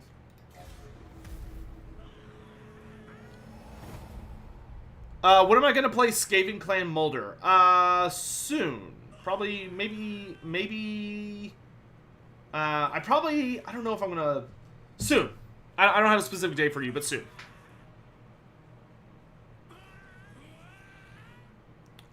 What Yeah, I don't generally play on Legendary. I don't find it to be an enjoyable experience, personally. Hey, take it or leave it. You've come across an enchanted lake deep within the forest, pure and untainted. It is seemingly blessed by an unknown source of powerful magic. As you approach it, a bright light emanates from beneath the water, and a voice speaks to you in a familiar tongue. Whatever the spirit of the lake is, it requests that you not only leave this area immediately, but that you also thicken the thickets and copses around the lake so that it will not be found by others again. The tree spirits of the Wargrove could be invigorated should their roots be slaked by these magical waters, but if you decide to do as the lake spirit asks, there may be reward. So we bumped into the Lady of the Lake. Slake our thirst gives us casualty replenishment for 10 turns, or preserve the lake. Ooh, 20% research rate? Yeah. Normally I don't listen to some water hag, but I mean, research is research. Alright, we're about to be punching the Empire in the face over and over and over here in a second. MMO Addicted, thanks for the tip, my dude. I will definitely stream tomorrow, but I will not be streaming during the Everchosen because I'll be watching the Everchosen. How big is the Zotes population? Very, very tiny.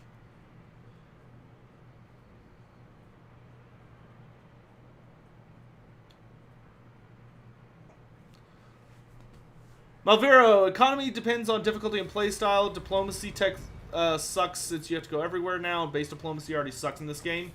Yeah, I mean, you could... It is definitely possible to cheese diplomacy in this game. And it's not like a significantly difficult endeavor. You can really get away with a lot of... Generally, like, if you want to cheese the diplomacy, all you really have to do is find out what faction the AI you're wanting to be buddies with hates. Like, just wait for them to go to war with someone, or mess around with some of the factions around them and find out who they don't like. You can usually guess, because it's usually something painfully obvious. And once you know who they don't like, really all you need to do is just, like, spam agent actions against them, and just do a lot of raiding. Like, just pop in raid stance, hang out outside their territory... sack the same settlement over and over and over again and use hero agents against them, and you will be, like, best friends with that faction, like, super duper fast. Was Adenhu more powerful than his brothers, or just the wise? Adenhu was considered the wise. He wasn't more powerful than them, but Adenhu had the gift of foresight. How the hell do I complete all the puzzles so fast? Practice. Is Vermintide 2 any good? Vermintide 2 is amazing, dude.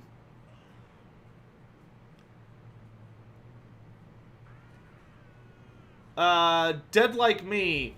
In other words, you play not for max challenge, but rather for immersion, which is alright, but also makes you less knowledgeable about in mechanics, as you are less inclined to explore them. How do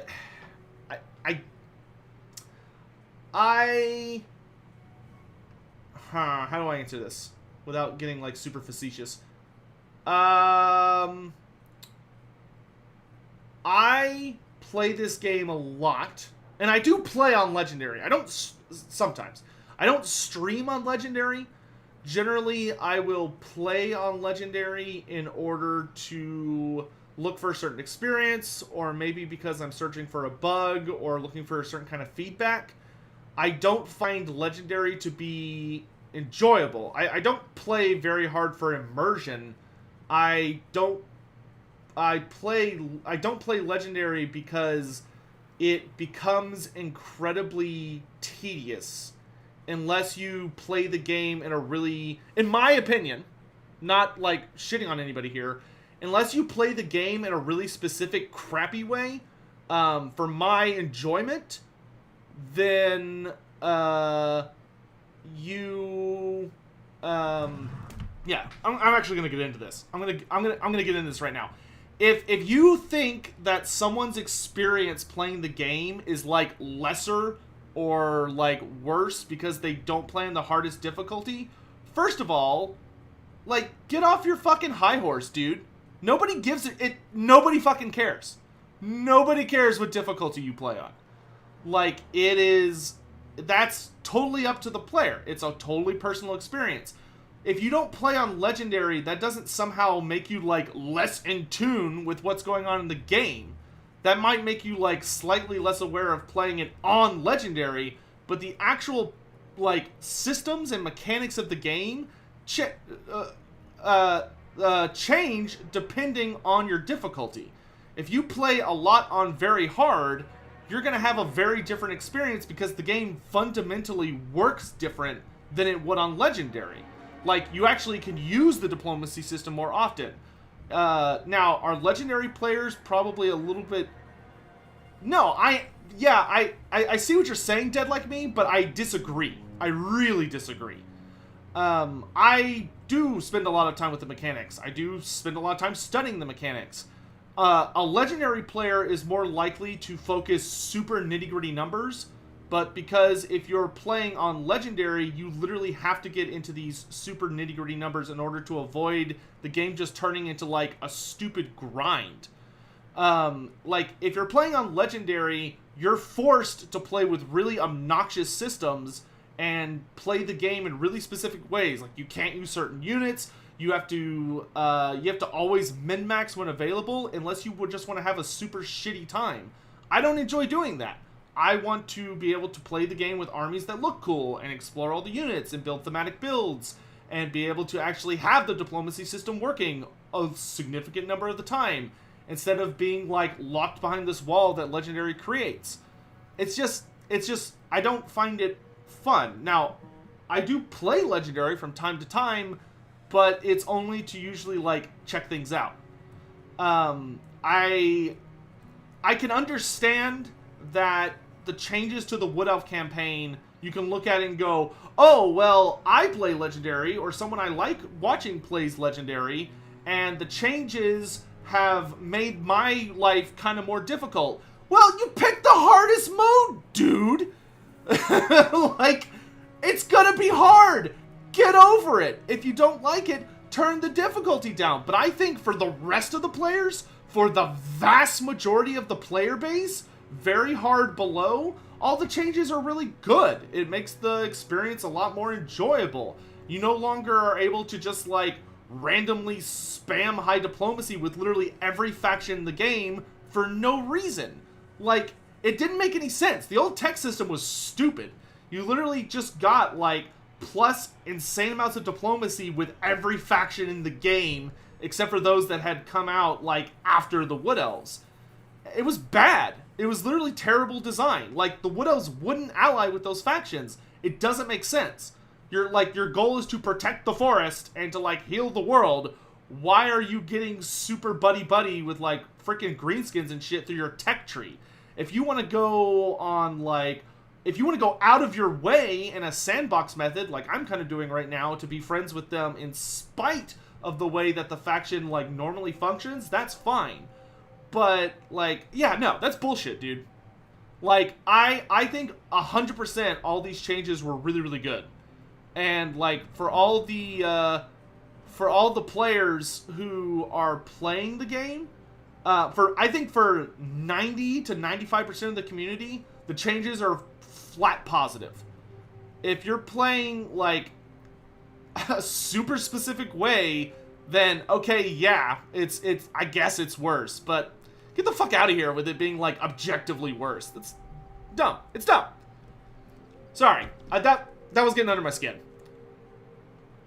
Anyway. River of Nightmares. The soil beneath a Wargrave's buttresses emits, and I dead like me. I'm not trying to rip into you, dude. Like I'm not like attacking you. I just like I understand your points, and I'm not attacking you specifically. I just want to make that clear. Like you're all good, man. I acknowledge your opinion and I respect it, and I'm sure that, you know, I 100% get you weren't trying to be like in my face or anything about it, but I just wanted to get my thing out on that.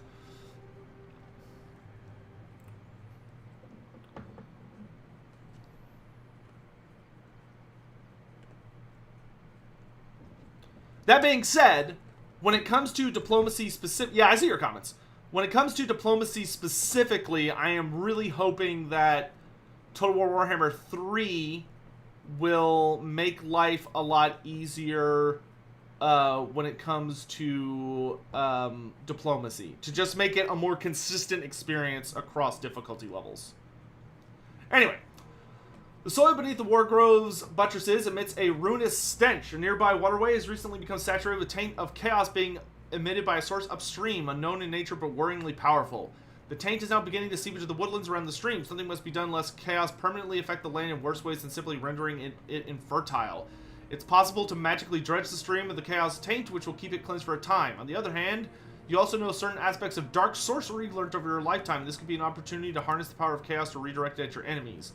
What will we take? Cleanse the corruption, which gives us untainted in public order, or we can harness the magic, which increases chaos corruption, but wow, that actually is pretty nice. That's a really nice buff.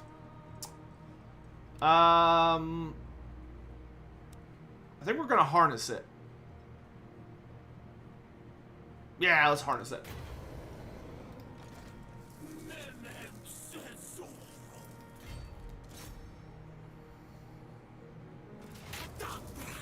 Carl Franz. Yeah, I'll fight this one.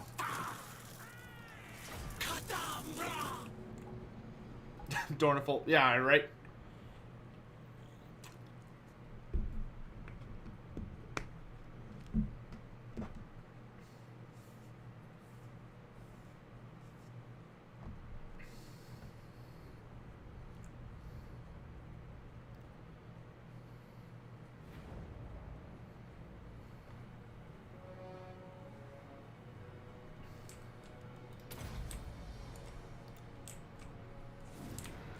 Hey, dead like me, I appreciate the conversation. Like, I get the passion, my dude. I do get it, but like, we're moving on. Like, we're moving on now. I think we spent enough time in that conversation. If you wanna like shoot me a message on like Twitter or something, or Discord, feel free to do that, but I think that's eaten up enough time on the stream. Thanks, though.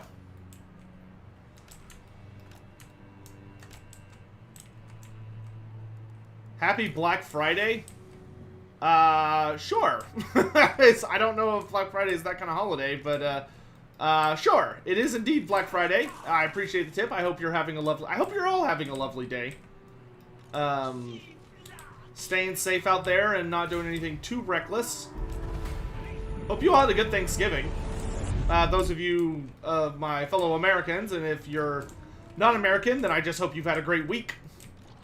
Or day, whatever. Will I answer there? Probably, if I have enough time.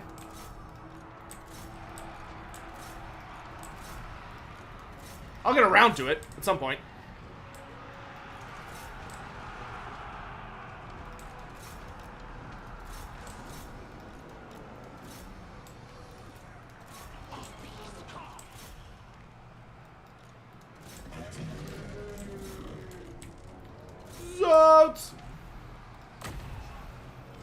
Let's see. Let's give these Dryads a whole bunch of armor. And then let's go for a Earthblood on them.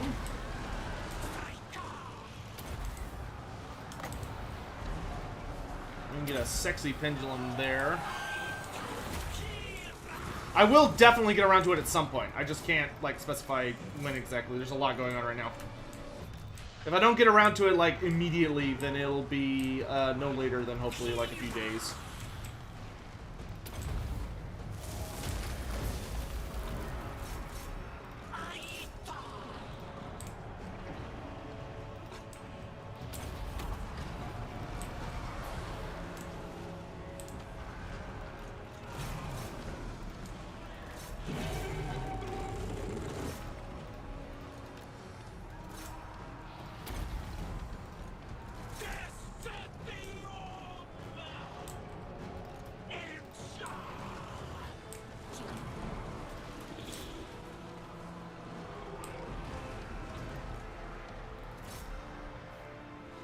Reinforce there. Should have another pendulum here in a second. Thomas, yeah, I can talk about everything now. I will be putting out a video tonight. It might come out tomorrow morning, but I'll at least record it tonight. That will talk about, like, all the specific stuff. Where we'll get into, like, the nitty-gritty. Just because I don't want to be, like, repeating it over and over and over. But, you know, it'll be out soon.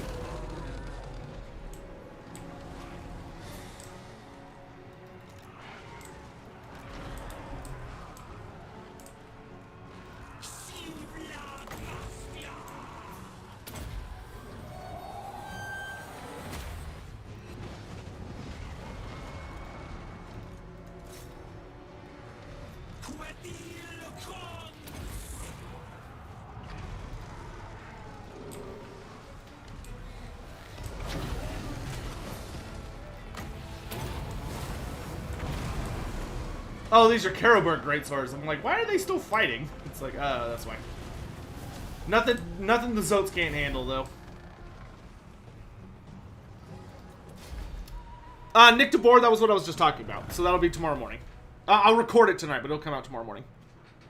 Do I do any Thanksgiving cooking, or is it all my parents? My family cooks together as a, like, it is our family time.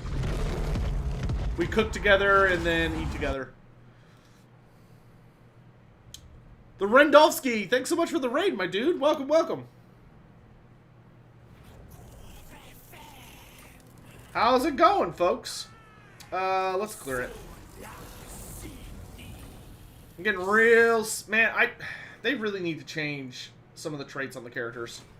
Karl Franz's trait is so bad. You killed the Emperor, what do you get? Terror, but only against the Empire. Which is so bizarrely specific. And also not that good. Let's take Enchanted Photosynthesis so we get even more casualty replenishment. And then we're tier 4 now. This building's really good for just healing the forest. Oh, it also buffs my branch rates. Ooh. I do like that.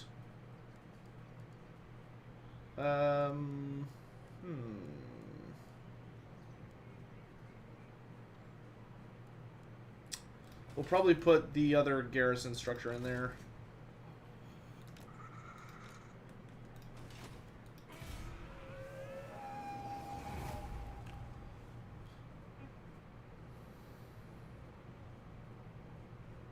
Do I have a guess on who might be in the next DLC? I feel like that's such a typical thing for this community. Like, I'll happily give a shot here in the dark, but I do love that this community is definitely the group that's like, gets super duper hyped for something new coming out, and then like the millisecond all the details they're known, they're like, alright, what's next? It's like, can't we indulge in what we just got for a hot second? But I am deeply hoping that the next DLC is going to be Beastmen. As for who it will be against, I honestly don't know. I could see it being I think it's either going to be Lizardmen or Dark Elves. And the Beastmen will 100% be led by Taurix the Brass Bull. Like, there's no question to me. It has to be Taurix, right? Inanimate Deception. Okay, so this is the trait for the Shadow Branch Wraith. Gives her stalk and makes her even better at blocking armies. Ooh. That's awesome, since this one's already good at doing that. She'll just be really good at it.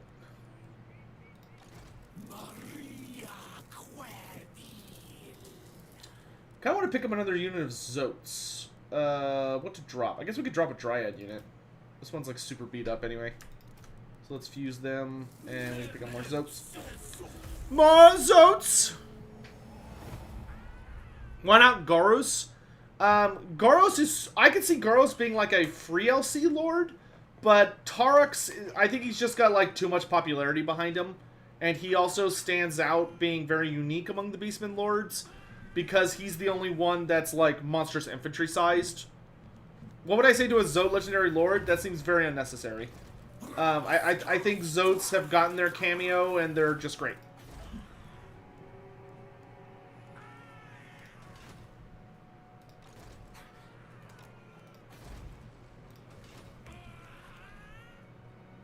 Popular a bit like Nakai in that regard. Well, except for Tarax is even more popular, because Tarax was actually playable. Unlike Nakai.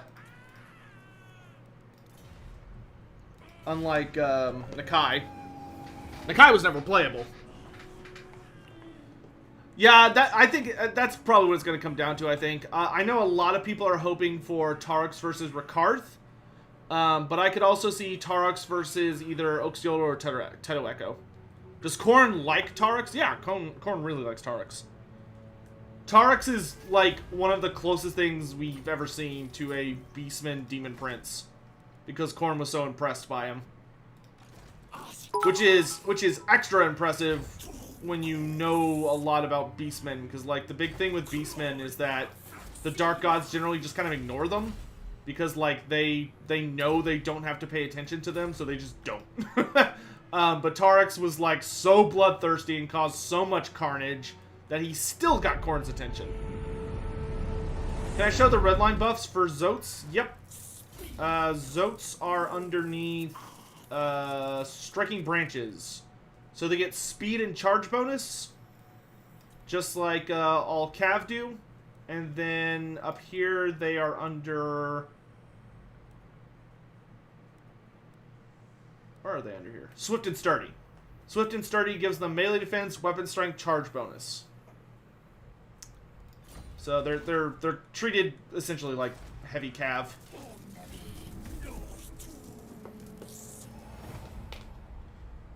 Who is Drycha? This is Drycha. Angry Tree Spirit Lady. Drycha is probably the oldest branch wraith out there. Are you kidding? Okay, goodbye. That did some that killed a bunch of dryads, but pff, the giant blade, nice. Yeah,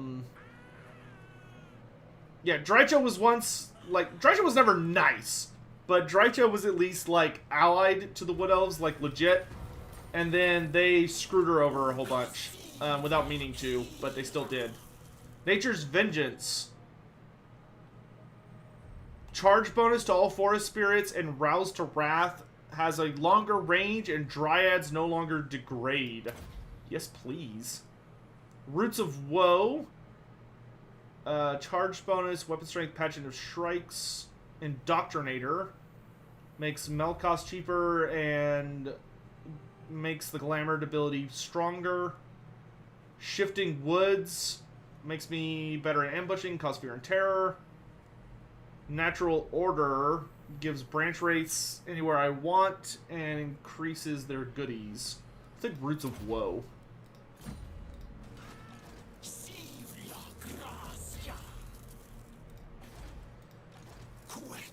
Yeah, our army's still strong enough to take this. Burn down. Got Slaughterer. Nice. Would I say Codale's corruption is his own fault? No. Codale never liked the Wood Elves. Codale always was a little bit off his rocker ever since... because Codale was the one who led Athel Loren during the first war against the demons. He spent the most time on the front lines, like, fighting against the demons, and he spent so much time, like, just in constant, endless violence and shedding blood that it kind of started to get to him a little bit. which Adenhu recognized, and that's why Adenhu was like, okay, yeah, we do need to partner up with the elves. Because, like, we need them to make sure we don't lose ourselves to that violence.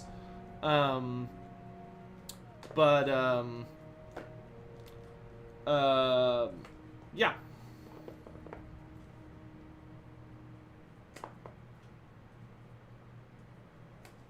Where does Drycha live in the lore? Drycha lives in Ethel Lauren. The Wood Elves did not discover her treachery until, like, super duper late. Like, in the end times.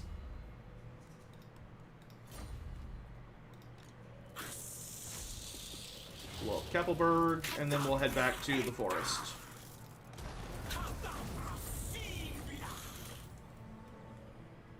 Trying to get my forest healed as quick as I can.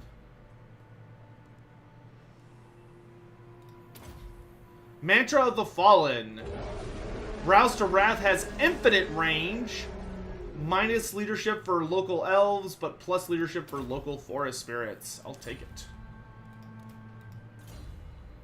Replenish troops.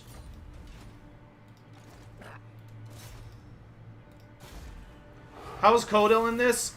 You will see Codil when we get to him. It's your quest item. The quest item, you're doing your quest is what gets you Codil. Which we will be heading to do that very soon. Sevatel, thanks for the tip, my dude. If you could get rid of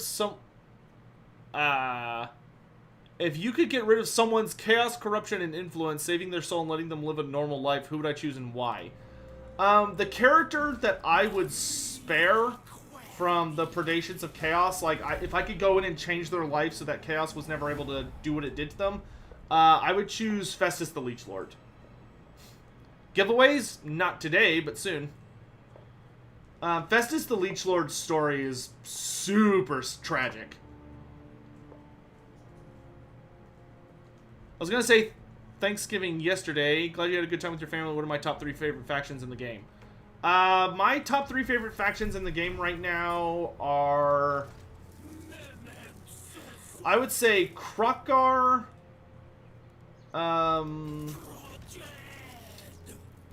Krokkar... Man, Clan Gritus is just busy. I would probably say Krokkar's my favorite, followed by Ungrim Iron Fist, followed by the Sisters of Twilight. Right now.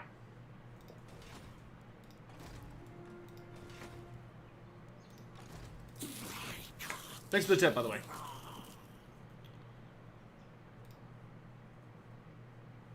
But yeah, I would choose Festus. Festus was literally like a super badass. Festus the Leech Lord was literally just like a super duper badass doctor who was like one of the best in the Empire. He was just a super chill dude who spent his time trying to cure diseases and help people, even though his name was Festus, which probably didn't bear well for him. But, like, he was a genuinely kind-hearted soul. But he finally lost it when he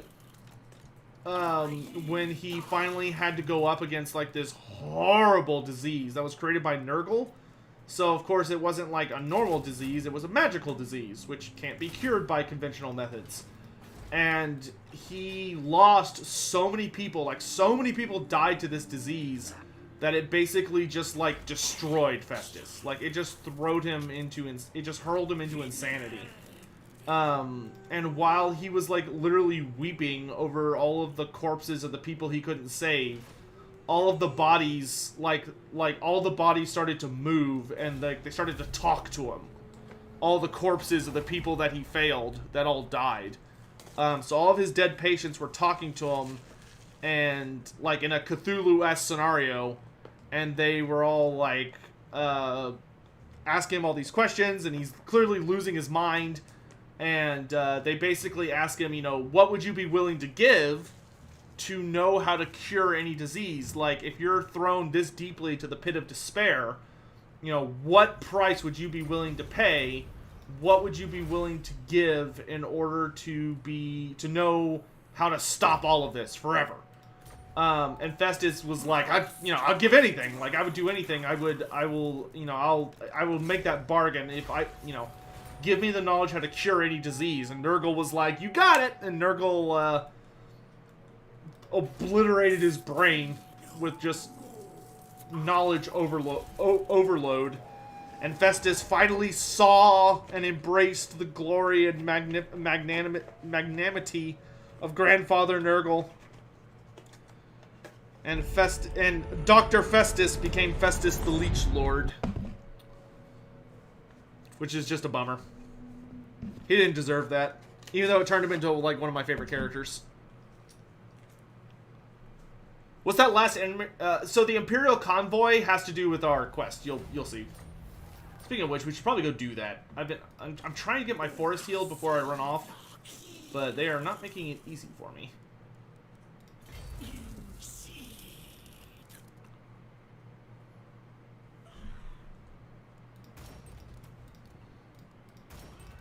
Willow and birch.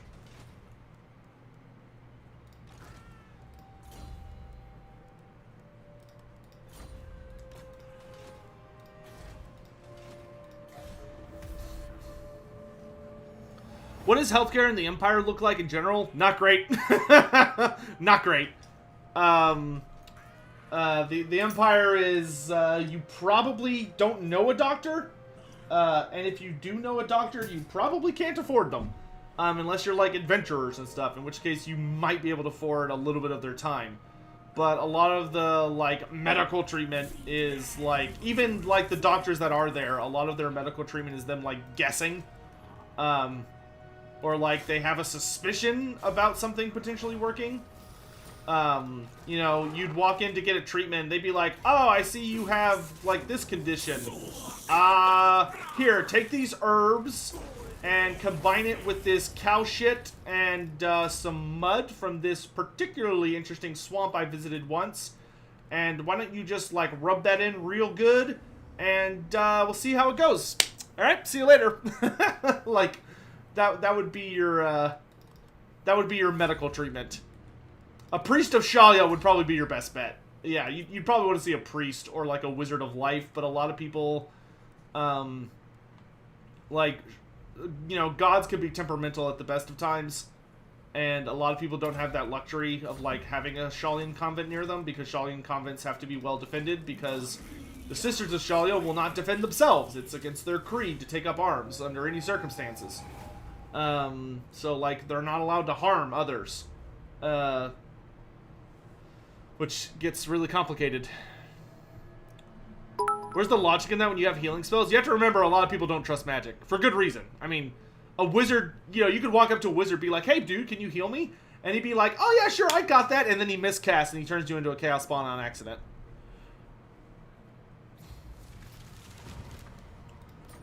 Also, like, finding a life wizard in most of the Empire, good luck. See if we can lure the Empire in here. You know you want this ruin. Come and take it, Volky. The Helm of Discord.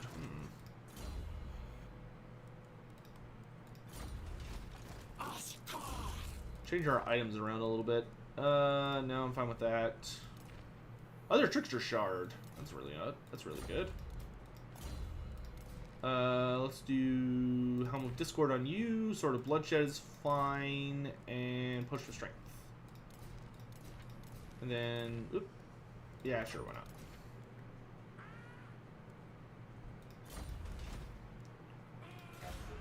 Come here, Volkmar!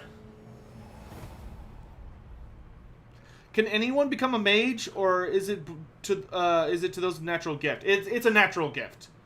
There is only one creature in all of Warhammer Fantasy who has forced himself to learn magic, and that was Setzer the Imperishable. And he sucks at it, but he at least forced himself to learn just enough that he could be considered a wizard.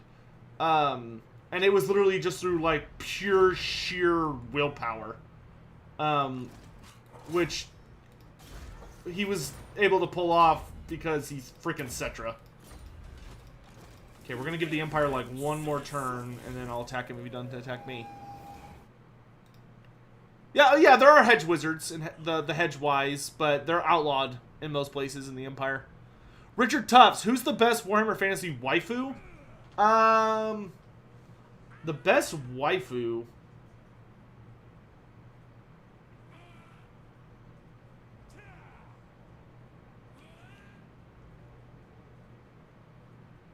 I mean, I would probably go with... I mean, it depends on what you're into. Like, if you're all about, like, having, like, a really loyal partner, who also is, like, eternal and will never age or anything, Isabella von Karstein would probably be one of your best bets. Isabella is, she is the physical embodiment of, like, loyalty. She was an incredible partner to Vlad. As for the others,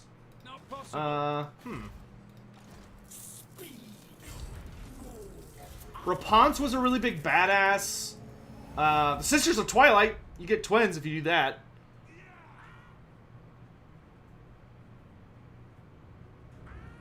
Couldn't it be the belief that the ones he ruled over empowered him to the point of being able to cast? That's not how that...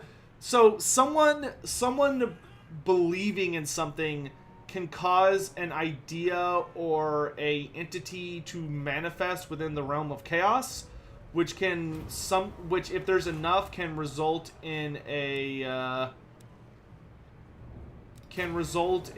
like the creation of a god. But you're not going to see something like, you're not going to see anything like someone learning to cast the winds of magic or becoming a priest because people believe in them. That's not how that works. That's kind of like skipping a few steps. Yeah.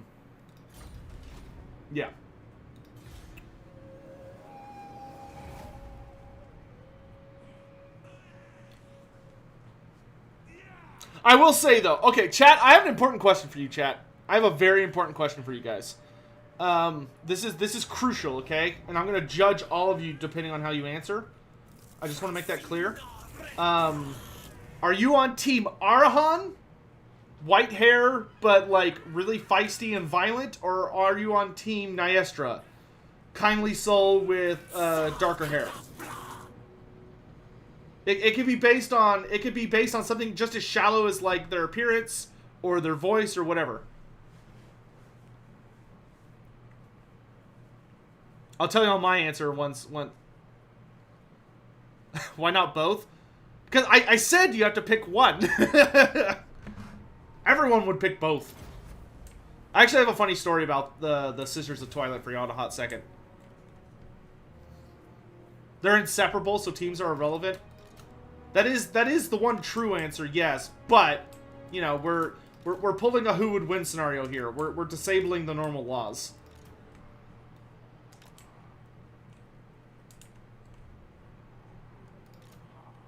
Does magic from the Battle Priest function in any way related to the winds of magic from wizards? It is very similar, yes, but there are key differences.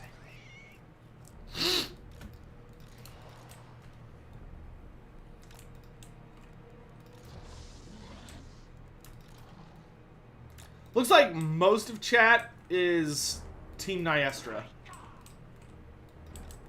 But there definitely is a lot of Arahan stands. Which is good, you know, it's good to have balance. How about Ariel?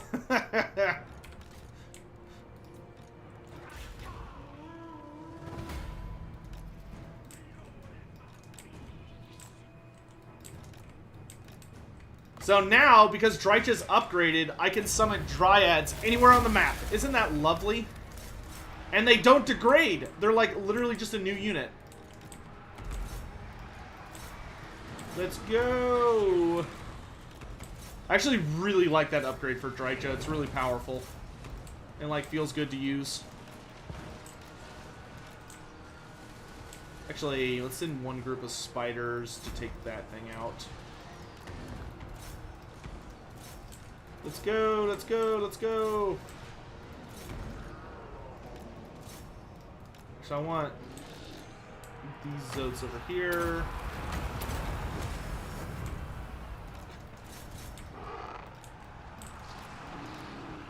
There's like a whole lot of...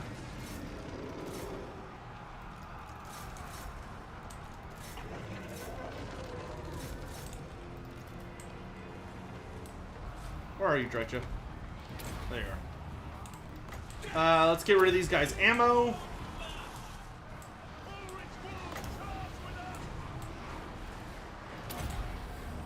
I think Ulrich's abandoned you, my friend.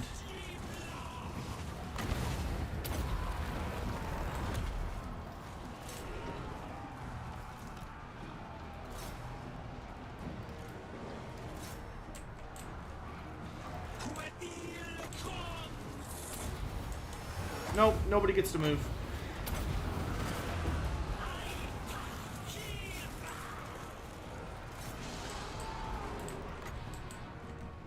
Okay, let's do big Dryad summon over here.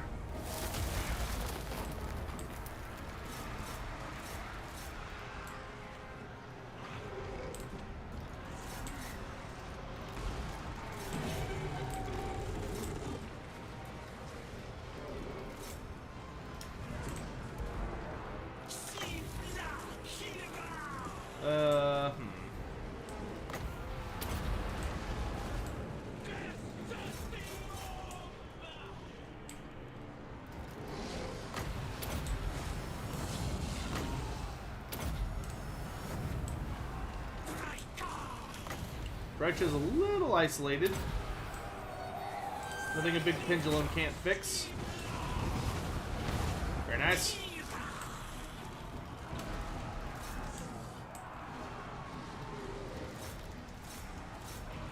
Okay, let's not worry too much about the war wagon.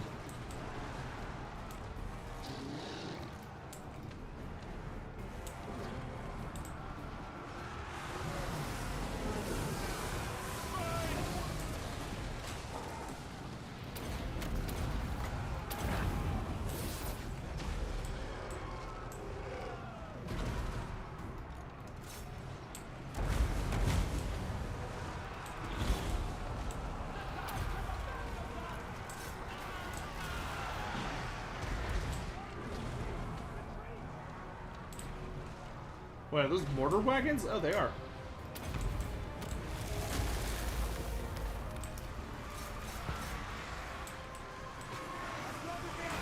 More Dryads!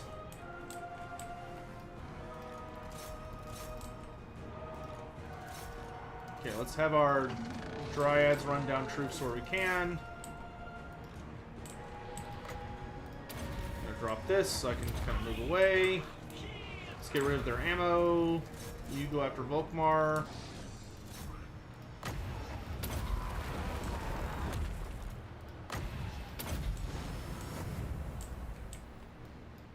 Spiders. Let's get those handgunners.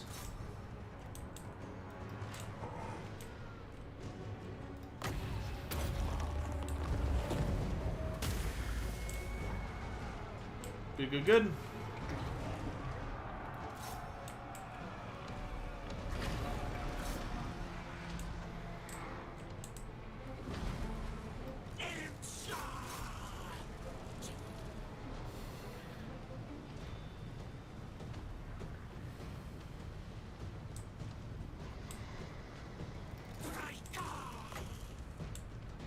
How does Clan Pestilence feel about the other clans? Clan Pestilence generally considers the other clans to be, like, uneducated heretics.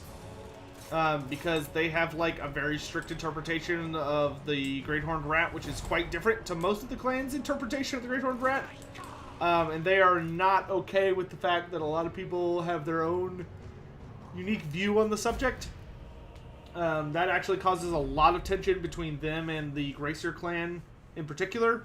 But Clan Pestilence, if Clan Pestilence comes after you, what they'll generally do to you is when they defeat you in battle, which they inevitably will, unless you have a lot of backup, when they win, they will generally give you an offer. They'll basically say, okay, you can either join our religion, and, you know, we'll make you a clan that serves under us and follows our interpretation of the Great Horned Rat, or we can kill you. Those are your choices. Oh, so are there any elven citizens of the Empire? Not true citizens per se, but there are elves that live in the Empire. There is an entire elf district in Altdorf. Like a lot of the elves that live in Altdorf are like merchants from they're merchants from Ulthuan. And there is according to Warhammer Fantasy Roleplay 4th edition, which is canon, there is actually a significant amount of wood elves that live in a camp just outside the capital, Altdorf, from Larlorn. There's like a whole Larlorn contingent that hang out a little ways from Altdorf because they don't like living in the city. So here's a funny story for y'all for the Sisters of Twilight. So I actually talked about this a little bit in the video I made for tomorrow, but the Sisters of Twilight, as you all know, have they're bound together. They literally have an inseparable bond that is very, very deeply entwined within Athelloren itself. So long as Athelloren is standing, should one of the sisters die from any method, the other sister, excuse me, the other sister has to be killed immediately, or else functionally they both come back to life.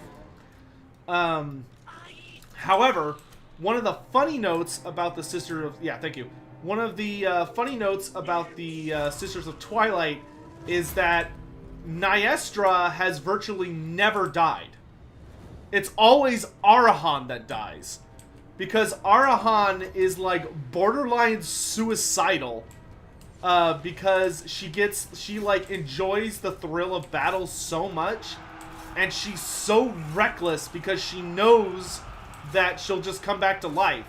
So she has died many times due to various things. Like the times that they specifically mention that are really comical, in my opinion, are once she got eaten by Arahan got eaten by a Gorgon, only to get resurrected by the magic while in its stomach and cutting her way out of it.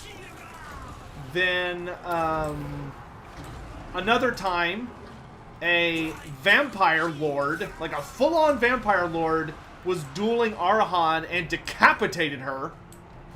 And within, like, 5 seconds, Arahan completely regenerated her head and murdered the vampire lord who thought he had won.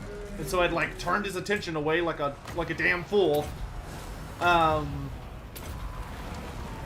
then the last time they mentioned is that Arahan tried to go toe-to-toe with a wizard who just was like... turned her into a... just, like, enveloped her in a cloud of dark magic that just, like, obliterated her. But, like, before the spell was even over, she reformed within it and, like, came out and stabbed him in the face.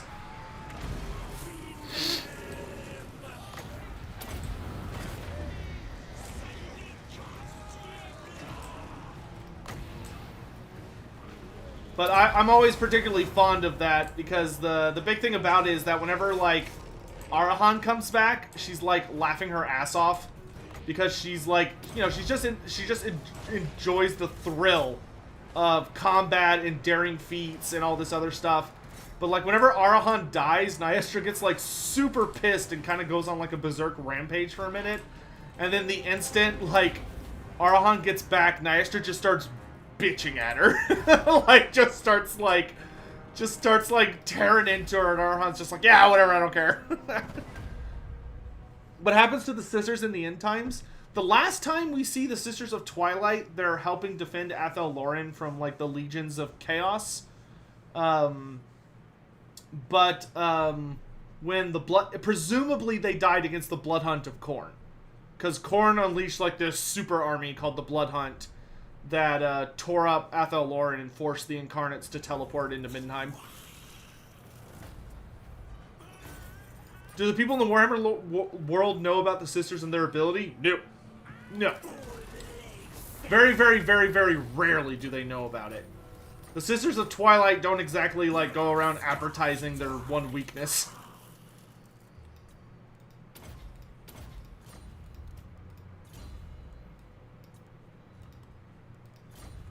And it is exceedingly rare that somebody battles the Sisters of Twilight, who is, like, their enemy, and then wins enough to, like, get away. That almost never happens. Arahan versus Vlad von Karstein? That would last a very long time.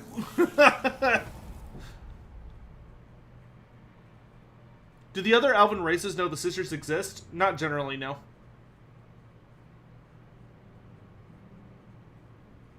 Who's my favorite Wood Elf Lord so far? Sisters of Twilight are my favorite.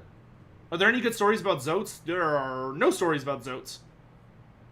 The Zotes are... the only stories about them are that they're very, very mysterious, and that they show up from time to time in order to... Or, well, they don't show up so much as people seek them out. And the Wood Elves really, really like to seek them out to basically petition them to be their tutors and teach them, like, all the greatest secrets of life magic.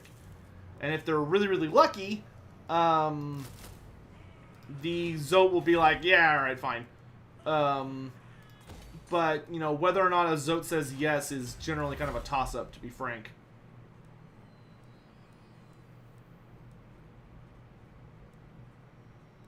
Yeah, we really want to get up to Kadai, because that gives us more forest healing. Ah, we're at 65! What new mechanic would I like to see added for the Beastmen?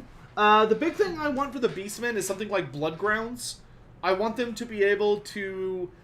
I don't need them to be able to take every settlement, but I would really like them to be able to at least take some settlements, or be able to, like, unlock super herd stones at certain places. I want them to be a pseudo-horde, not a full horde. Shut up, Legend. Don't make fun of my mannerisms. I'm sensitive.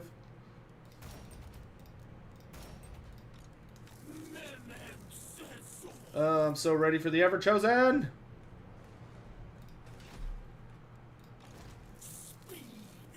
Well, I've burned down just about every settlement border with me, but I can still take Krukenheim. Do I think there's a chance we'll see Erloth in Warhammer 2 or 3? I think in 3 there's a good chance.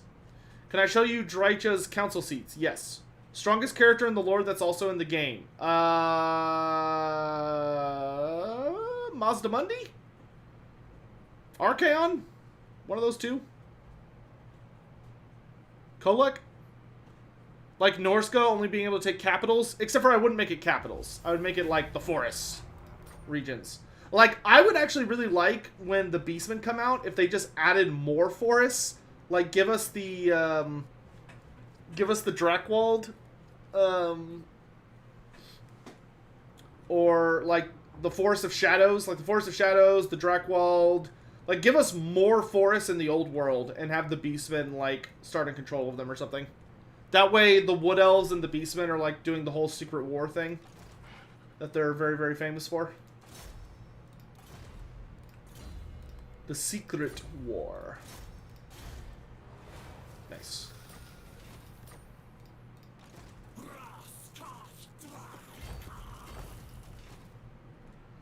I don't mind them owning settlements, because they're not at war with me.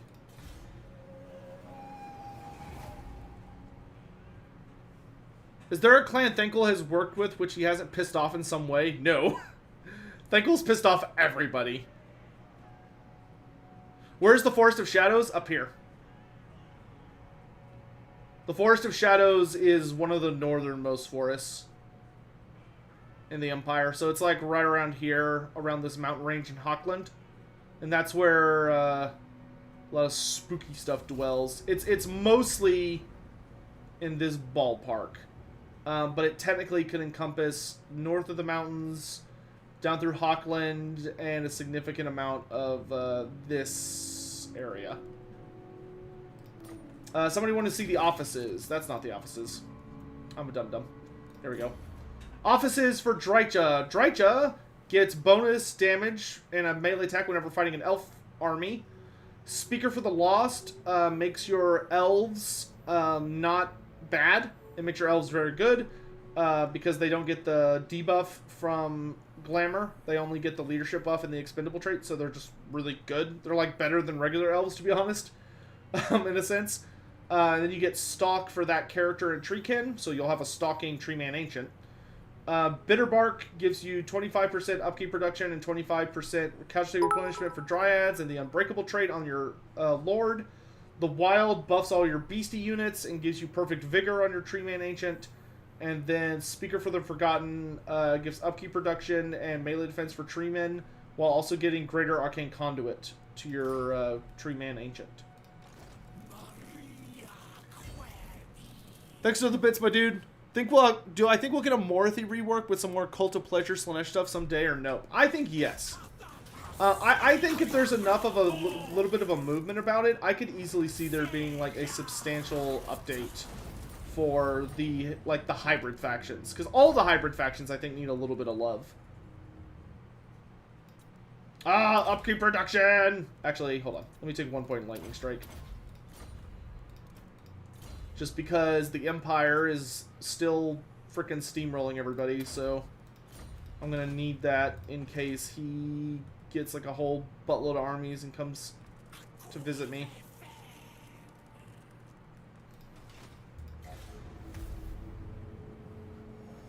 Is Drycha justified in taking over control of all the Wood Elves? I wouldn't say she's justified, but her reasons make sense.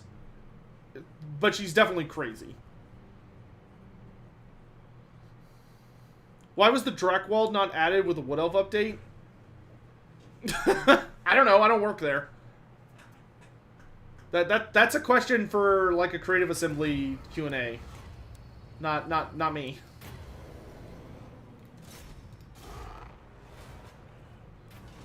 Contrary to popular belief, I do not have I have very, very little inside knowledge on what happens at Castle CA. Every, like, once in a blue moon, I'll learn something kind of interesting. Like, when I'm there, physically. But, you know, with the virus going on, I haven't been there in almost a year. So, I am not really super in tune or aware with what's on the up and up. Let's go blow up Essen before they become a problem. Lore Master of Sotek's not the boss of CA. Many things would be very different if I was the boss. Just how powerful are Famir... Great Scholar, are you asking me about Famir Matriarchs? Have I seen the turn 1 cheese for Molder? No, but I'm sure it's ridiculous. Would I work at... If I did work at CA, could I still do YouTube? No. I could not.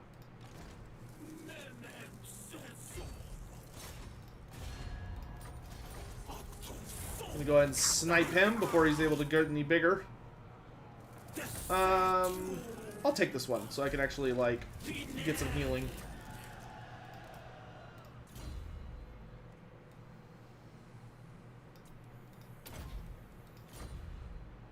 Famir versus Dragon Ogre versus Zote. My money's on the Dragon Ogre, personally. My personal favorite of the three is the Zote, though. Zotes are cool. Critical failure. Oh, how dare you fail me.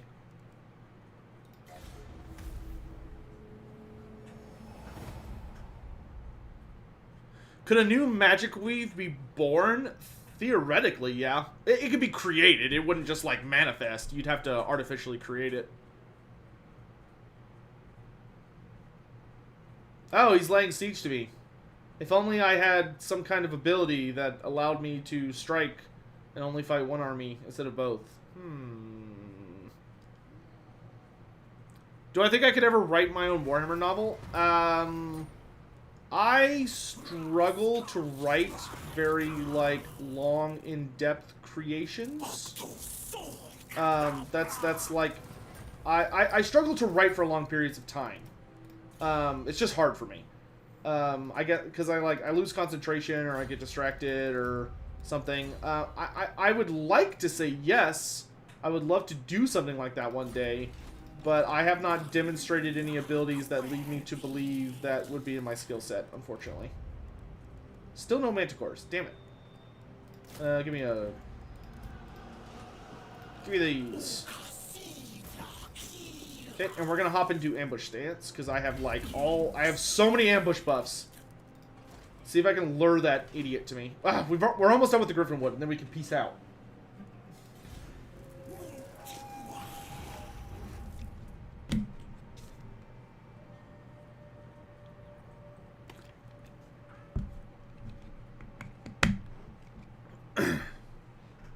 Come here. Yes! Good boy. Goodbye.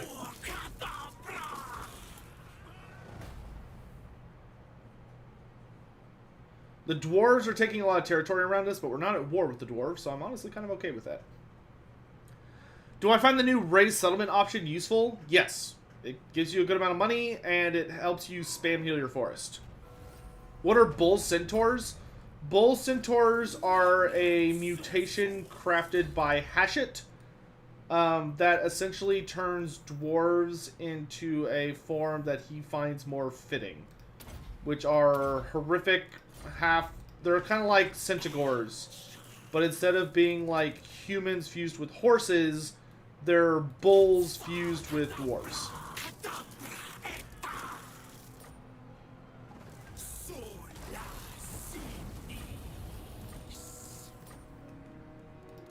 We can actually lose a unit of Zotes. So I can get the Enigmas of Gairan.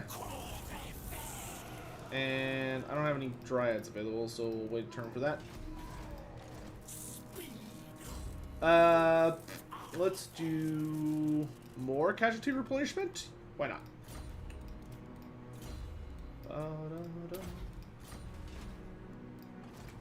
Do I think it's possible we could ever get Warpfire Dragons with Stormfiends and Thanquol? I think if you ever saw Warpfire Dragons, I do not think they would be Skaven aligned. The Warpfire Dragons and the Skaven hate each other. Hate each other. What faction is this? This is Drycha. This is the Wargraves of Woe faction. So this is the free LC faction that's coming on December 3rd. If you own the Realms of the Wood Elves DLC, which is the DLC from Total War Warhammer 1, then you get Drycha and her faction for free. And we're playing them on Mortal Empires because they're only available on Mortal Empires.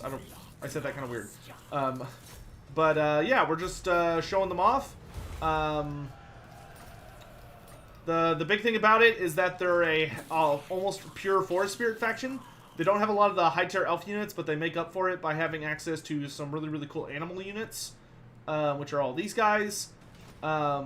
And yeah, we're just kind of exploring how different their campaign is, and we're about to do the ritual for healing the Griffin Wood. Let me guess, because Warpfire Dragons eat all the Warpstone? Yep. What about Venom Dragons and what else? Venom Dragons are just big forest dragons. That's literally all they are. What is a Warpfire Dragon? A Warpfire Dragon is a big old nasty-ass dragon that specializes in utilizing the lore of dark magic. But the big thing about them is that they like to hoard, devour, and hang around Warpstone. So it has caused them to mutate significantly, to the extent that they are pretty crazy looking. Allow me to show you. Hopefully my green screen won't block it out, but yeah, you can kind of, the green screen's messing with it a little bit, but this is a Warpfire Dragon. They're big and nasty, very green. The parts you could see through are the same color as my green screen. I apologize, but they're big old dragons that they really enjoy Warpstone, and because of that, them and the Skaven are natural enemies. They hate each other a lot. And Warpfire dragons will often hunt Skaven because they know where there's Skaven to be found, there's Warpstone to be found. Alright, Kiro, have a good night. Thanks so much for being here and modding and stuff. Alright, let's start the Ritual of Rebirth. Alright, so we got 3 locations we have to defend. And what's the situation here? The Ritual of Rebirth has been successfully initiated in this region. Once the Griffin Wood is fully healed by the ritual, it will revitalize the world roots beneath. But take heed. The fearful men of the Empire have noticed your activities in the wood and gather nearby, intent on purging the forest of your perceived evil. Spill their blood if you must, ensure the ritual is complete. Alright, so we got a bunch of stupid-ass humans trying to mess with us. So let's ambush them and take them out one by one. Easy peasy.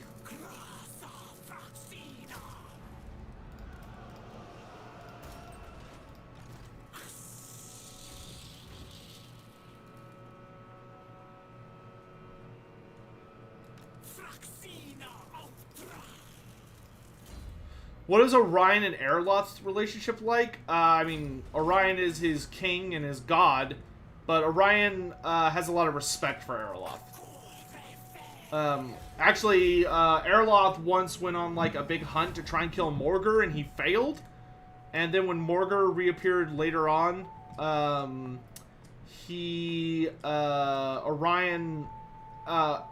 wanted to go fight him again. And Ariel said, "No, like you're too emotionally wound up in this.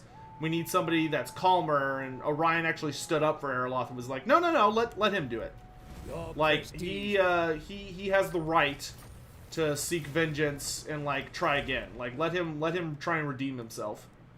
So because of that, they have a pretty good relationship. Wait, what? Where's the other? There should be another one. Oh, geez, did it already spawn? Might have already spawned. How many turns does this one have? 2 turns. Okay, let's, like, get the hell over there. I don't know where the second one went. I could have sworn it was, like, right here, but I guess not. Well, that's why we have this branch right here. Her job is to watch for it. Are Erloth and Nyeth lovers? No, Erloth's lover is Lilith. Does Erloth still have emotions? Yes.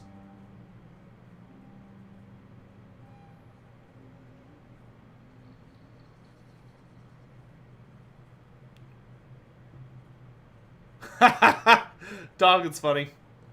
Yeah, I'll be reaching out. We will definitely be doing a giveaway of a bunch of string keys soon. Probably this next week. Plus, I'm going to be announcing like a new speedrun competition and a bunch of other stuff. So, I hope a lot of people will participate. I'm going to actually be... I think the first speedrun we're going to host is going to be a Throt the Unclean Vortex speedrun campaign, which should be pretty wild. Lilith is in the Goddess? Yep. Yep. I should note that it's not... It's heavily insinuated that Erloth and Lilith never slept together, because when Lilith tells... Like, Lilith, like, literally comes to Erloth and tells him that they have a daughter, the two of them, and Erloth is like, "What?" Like, but we never did the dirty. Like, we never played hacky sack. How the hell am I having a daughter if I've, like, never gotten to do the fun part? And Lilith's like, "Hand wave!" Who's the daughter? We don't know. We never see her. She gets put into a pocket dimension called the Haven. But from what we can tell, the pocket dimension gets discovered by the Dark Gods and they squish it. Can I take a look at Drycha's victory condition? Sure. I think they're the same as the other Wood Elves. But yep. Chaos Dwarfs Q&A soon? Soon-ish. Not soon yet. Soon-ish. I'll let you know when we hit soon. Here it is. It's the exact same as the other Wood Elves. You know, win the defense of the oak, do the ritual of rebirth, yada yada. Alright. I guess we got them all. We're just gonna park in here just to be safe. Well, not like in it. Next to it. Come on. Don't quit being an asshole. Just come out.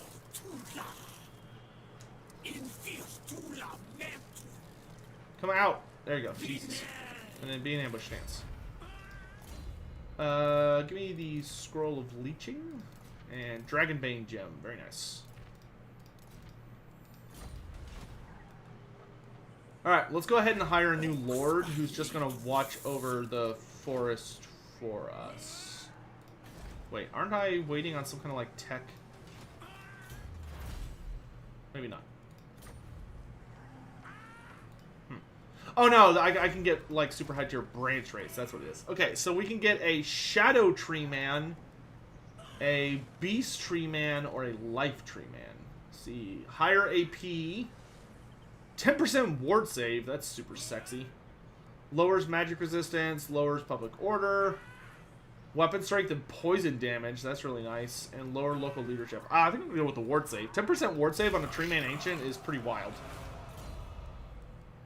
And then let's take tendrils, growth. That'll work. And for your office, why don't you be... Let's do speaker for the embittered. That way he's unbreakable, and we can get him a lot of dryads. Is Drycha still pissed at all Blooded Life in Age of Sigmar? Yes, though for different reasons.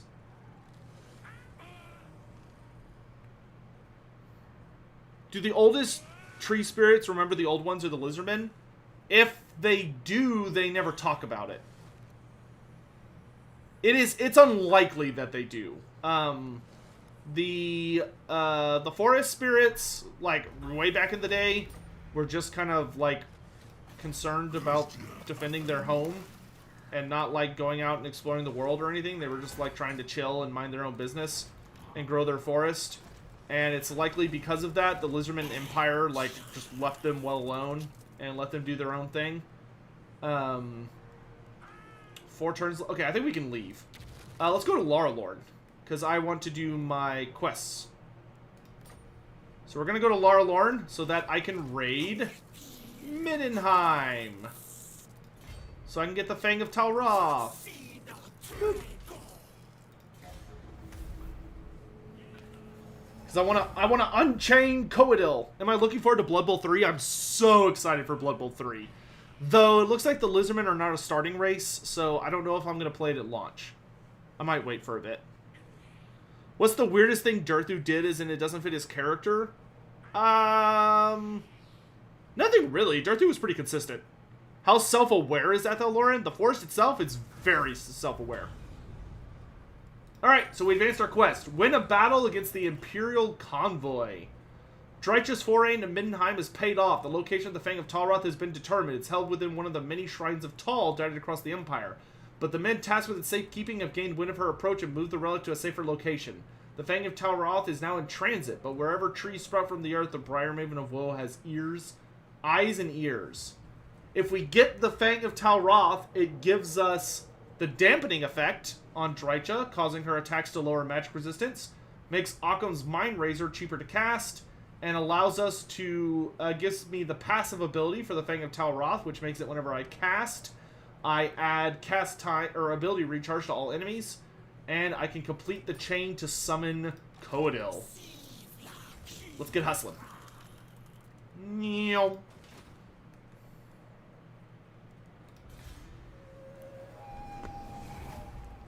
Is Drycha locked out of Confederation? Drycha can confederate with Durthu. Will Bretonnia ever return to Age of Sigmar? Maybe. I don't know. I'd like it. Any interesting facts about the Chaos Dwarves? Depends on what you mean by interesting, but probably the most interesting thing to me, the coolest thing about the Chaos Dwarves, and one of the things I really like to talk about that a lot of people don't necessarily know about them, is that the Chaos Dwarves are actually the only species in the Warhammer Fantasy world that legitimately created a new form of life. Like, they literally through their sorcery and engineering and science, were able to create life, which is insane. Like, that is terrifying amounts of power, because that's what the Kadai are. A lot of people think the Kadai are like just demons. They're not. They are legit new forms of life, like a new species. They're unstable as all hell. Like, once they awaken, they tend to degrade to the point of just like falling apart. But no, the old ones did not create life. The old ones evolved life. The old ones were really big about like taking a lot of different creatures, primordial creatures, and like just kind of taking the bits and pieces they liked and kind of forcefully evolving them quickly. They hit the fast forward button. A stranger of the Asrai tentatively approaches the Wargrove. Before you can follow your instincts and immediately impale him with your sharpest branch limb, he earnestly reveals he is a messenger sent from a nearby conclave of wood elves. He speaks of many great threats to their woodlands and how by working together they can be overcome for the good of all the forests and the tree spirits within. What say you? The Asrai are part of the problem. The Wargrove has the means to cleanse the forest of all threats, the wood elves included, or accept the truce. There are things more important to take the petty grudges the forest must endure above all. Refuse the elves. Screw you. Where are the Dryads? Where's that Imperial convoy? There it is. There you are. Come here. Give me the fang. It's mine.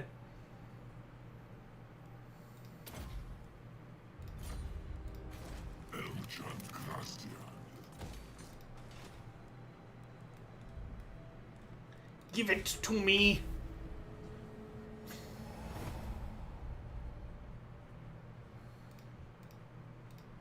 Just out of reach, don't worry, we'll catch up with him.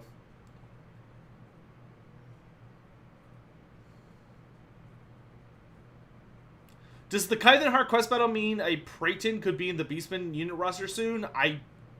I feel like that's a bit of a stretch. I would love to see the Praeton. I don't think the Praeton would be a DLC unit because there's like so many other things that they're probably going to try and squeeze in. Maybe if we're lucky and if there's enough like clamor for it, we could see it being a free LC monster. Kind of like the Bone Giant. Yeetus Deletus. There we go. We got the Fang of Talroth. With the Fang of Talroth held firmly in her bows, Drycha only requires one final item of power. The potion Sacre. Sacre? An elixir of great potency can be sprinkled upon the other relics to imbue them with the magic that will enable Drycha to break the Waystone wards around the Wildwood. Its location, the city of Paravon, has been known to her all along, but she is somewhat cautious of venturing too closely to Athel Loren until absolutely necessary. With the potion Sacra in her grasp, that's what I'm going with. In her grasp, it will be time for the Wargrove to march upon Coedo's prison, and when that happens, no doubt there will be fierce opposition from the Asrai. Alright. I need a new... Oh, I could get a Feral Manticore. I kind of like what I have, though, to be honest. I guess we could get rid of, like, a single dog or giant wolf unit. Give me that Manticore. Okay, you should be Willow. You're immortal. Drycha, honey, it's time for you to start learning spells, I think.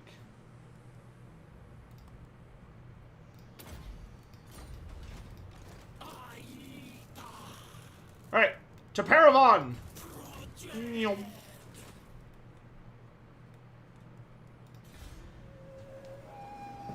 Did the Dreckwald Forest have Wood Elves at any point, or has it always been Forest Gobos and Beastmen? It's been Forest Gobos and Beastmen for an insanely long time.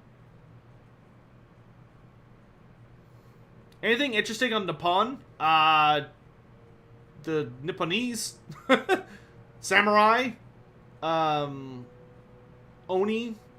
Like the Japanese forms of demons? All the Japanese mythological creatures are over there. Or at least most of them. There we go! You have successfully completed the ritual of rebirth, healing the world roots beneath the Griffin Wood and granting the forest's glory and sentience once more. There will always be men driven by misguided bravery or foolishness who will try and claim the world's forest as their own. But the revitalization of the world roots in this region now means that to do so here is to risk the wrath of the powerful spirits now return to dwell among the glades, bows, and branches. Give me that unique building! Overgrown Temple of Erithial.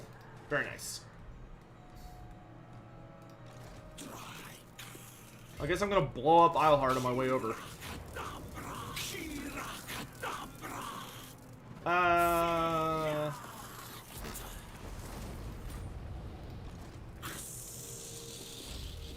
Seeing nerds.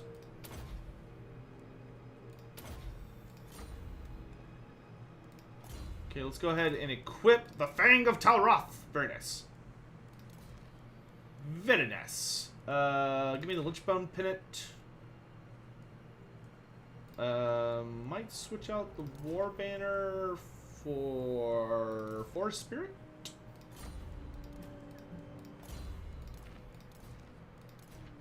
Royal Standard Bearer, War Answer. Okay, that's good. Is Drycha playable on Vortex? No, Drycha is Mortal Empires only.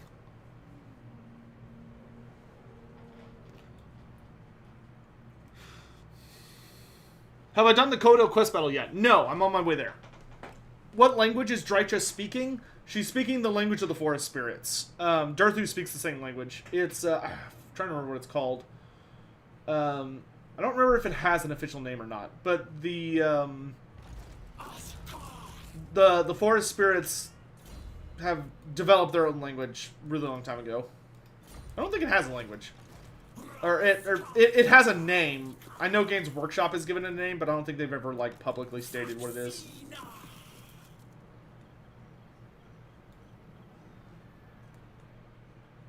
Let's just keep moving.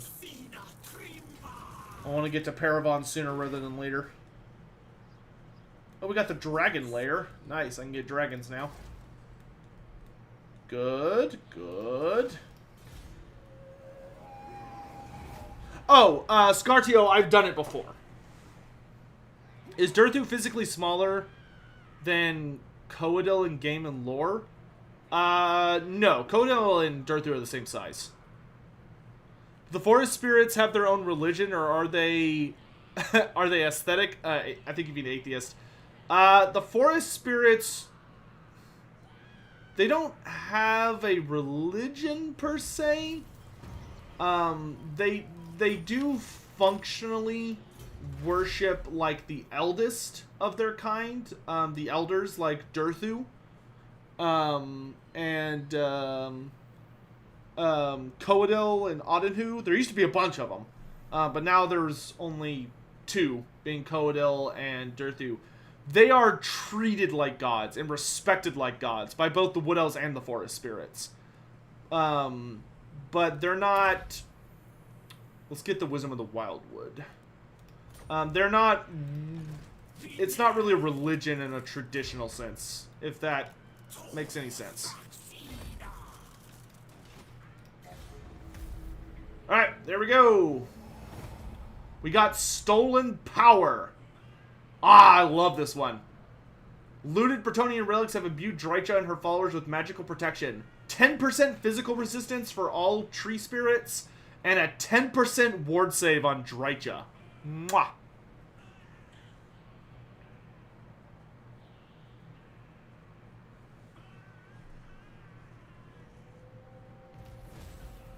No, the Greyseers do have a clan. The Greyseers are a clan. The Greyseers are Clan Scruton.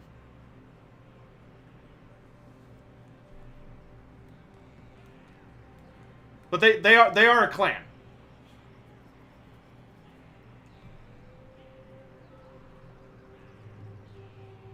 Alright, here we go.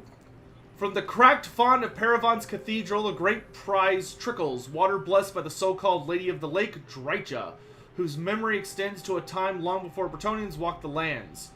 Drycha, whose memory extends to a time long before the Bretonnians walked these lands, knows of the lady's power and her connection to Athel Lauren. With these waters, she can imbue her creaking, hateful host with such puissant, one of those magical protection that even the ancient wards of the Wildwood will be unable to hold them back.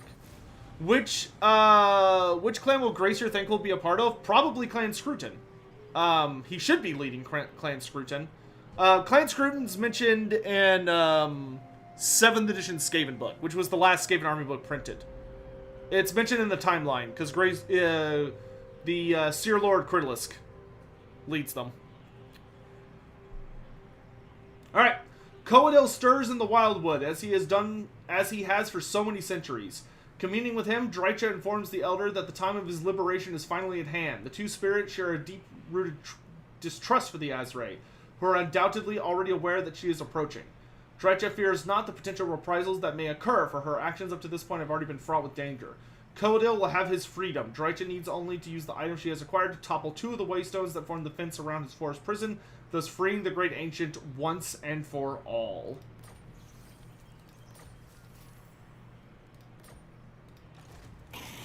Does Queek exist in Age of Sigmar? Not to our knowledge. Okay, so I probably need to heal. So I think I want to fall back somewhere. Or maybe I could, like, take over maybe a dwarf settlement. Just to get some health. Let's go ahead and pick up Aisha the Mother.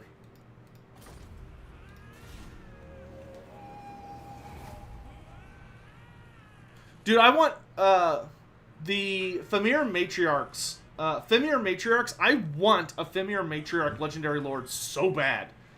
We know Femir Matriarchs exist. We know that they're very, very large. Like they're monstrous sized. Like they're much larger than male Femir. And they are like really, really powerful sorcerers. The only time they really get extensively brought up is actually they are mentioned a fair bit in the roleplay, Warhammer Fantasy Roleplay 4th edition. There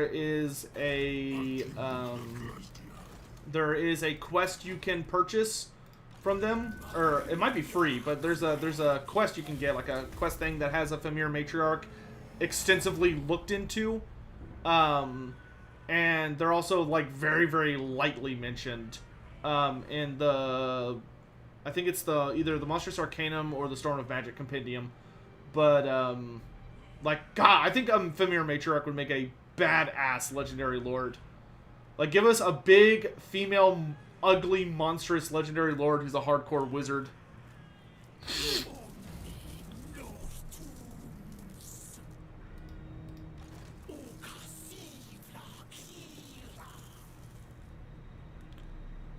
Does Drycha start Gimp the Vampires early game? Yes, it does.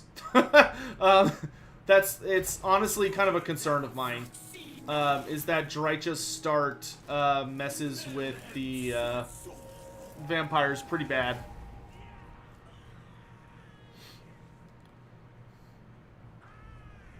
I have not seen any evidence that the thing about the Greyseers is that it is noted that they are treated like a clan, especially in the end times.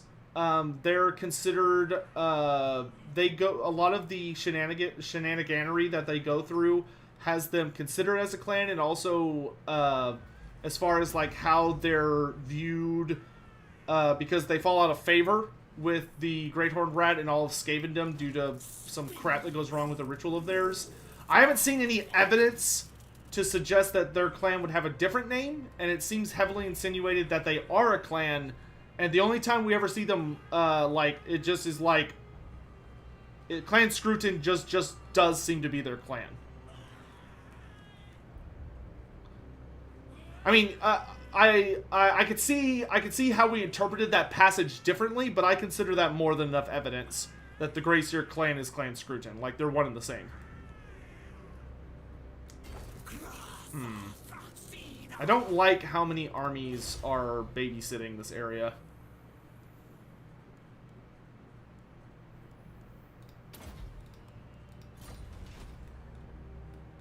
Oh, Norska's here. That means I can loot these ruins.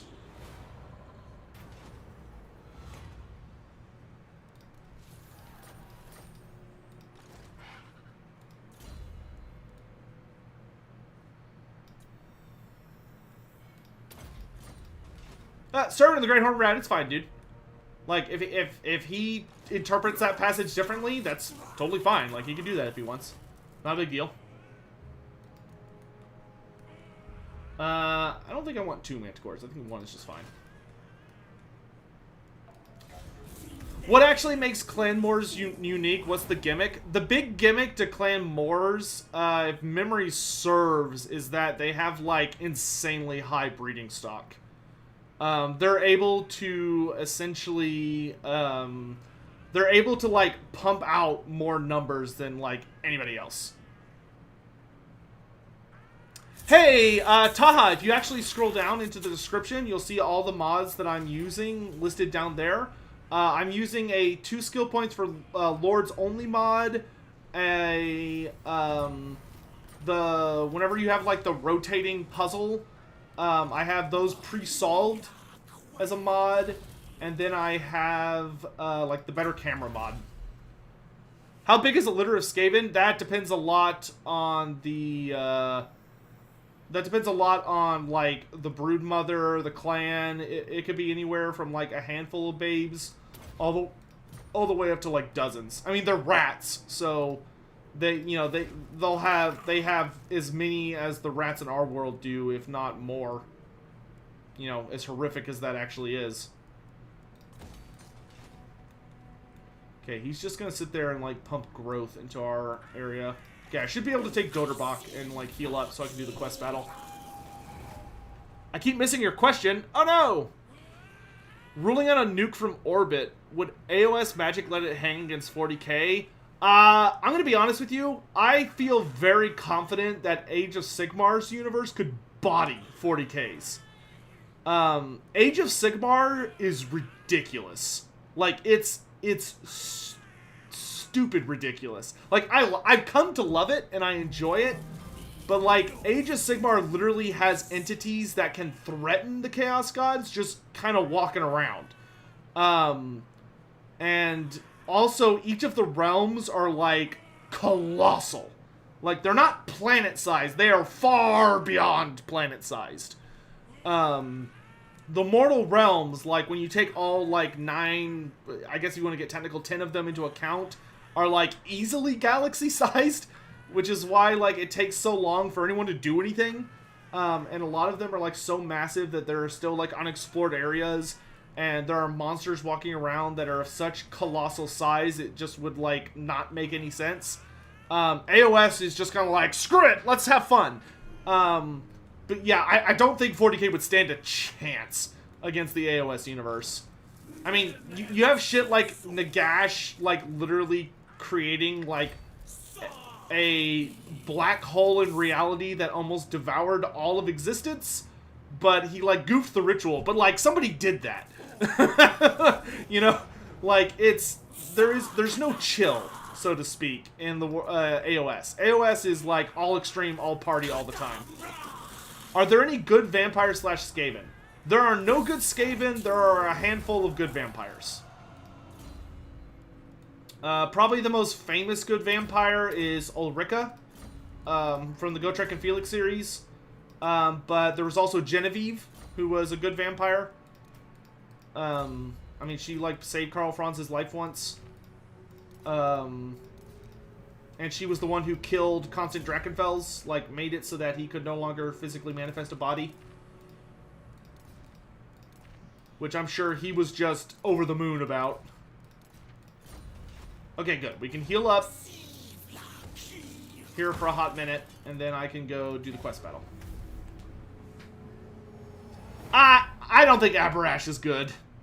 I think Abarash a long time ago was good, but I think immortality and his desire to be, like, the best there ever was Pokemon style has made him into an absolute monster.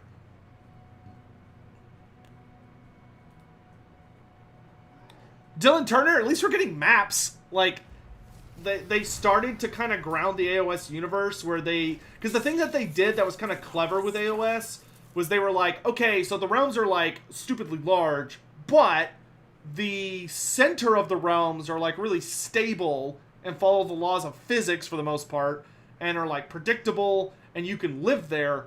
Those are what we'll give you maps for. But then there's like the edge of the realms where like shit gets crazy. That we're not really going to give you maps for because you can't map them out. Plus, they keep introducing like a lot of pocket dimensions. So like between Olgu and Hish, the realm of light and shadow, there's a little pocket dimension which is Olgish, which Olgish is where Slaanesh has been imprisoned, and it's also where the city of Shadespire was. You know, where all the realms meet. You have there's just a lot, but they are actually printing maps now that allow you to like know what's going on and follow what's going on. Is Neferata a thing in this DLC? The Silver Pinnacle was added, which is Neferata's capital. And the Lamian Sisterhood was added as a faction, which will presumably be her faction at some point. But Neferata herself is not in the game yet. Alright, here we go, guys. Time for a prison break. Prison break! Prison break! Would Lurk Snitch Tongue work in Total War Warhammer? I mean, he could certainly work in it. I don't think he'd be like a big playable character. I could see him as like an advisor or like an event. Prison break! I'm gonna mute myself so y'all can enjoy Drycha's speech.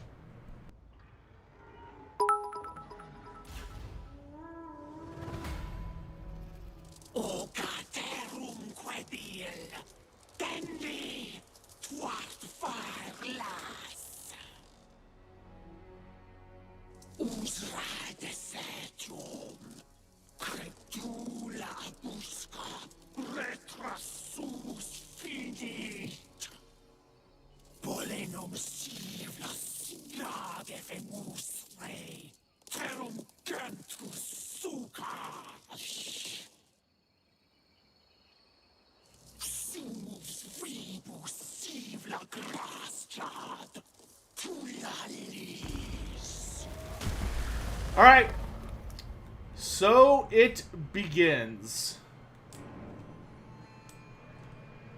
Oh, that's interesting. It disabled my global ability, so I can't cheat. That's actually kind of funny. So, we need to destroy all of these waystones to release Coadil, and we need to be careful because there are patrolling wood elves looking for us who will report back to... They'll report back to like a big old army at the back there if we're not careful. So it's kind of a stealth mission. This is the first stealth mission in the Total War Warhammer franchise. Well, actually, that's not 100% accurate, but it's kind of accurate. It's accurate enough. So let's go. Let's go bust him out.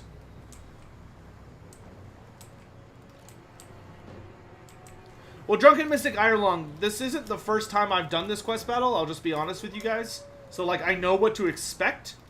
Because, like, I do, like, play substantially whenever we get early access. I do play a lot offline to, like, look for bugs and other stuff like that. But, yeah. Feels like an old school historical battle. It is pretty cool. I actually like that you can interact with and destroy the waystones. Eat them. Alright, so we've got some archers on this cliff here. So I can't actually get to them very easily without going all the way around. So that's what the Manticore's for. Kill them.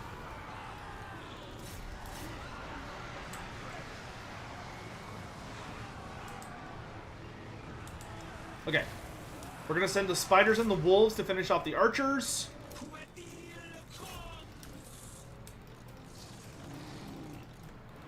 The rest of you are going to attack the waystone. Okay, good. We shattered them. Alright, they're shattered. Pull back. What happens to Trents grown in warpstone dust soil? They would probably be so hilariously and wildly twisted creatures that it would be ridiculous. Oh, look at that. The forest is actually attacking the elves. Huh. You think you can take me? I disagree, Wildwood Rangers.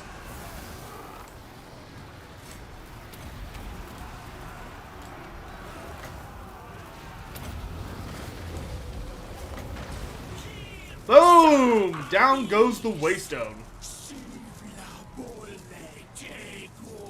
The Eastern Waystone is destroyed. Here come my reinforcements.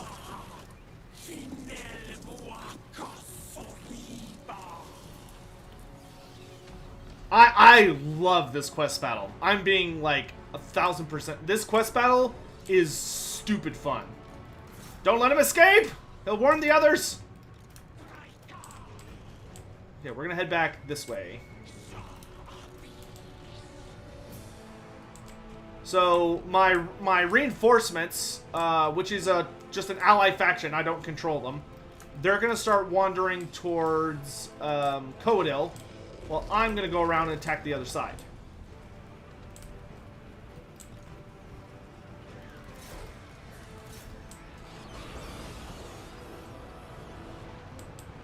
Is there a possibility we'll... Dorniful, I do not think there's a possibility we'll get Nagash in the future. I think it's guaranteed we'll get Nagash in the future.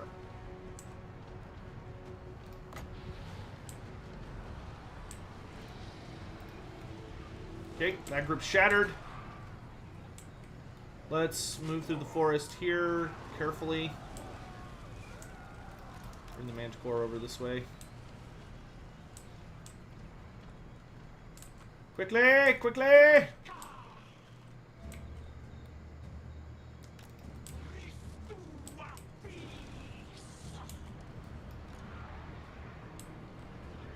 Okay, let's go ahead and engage.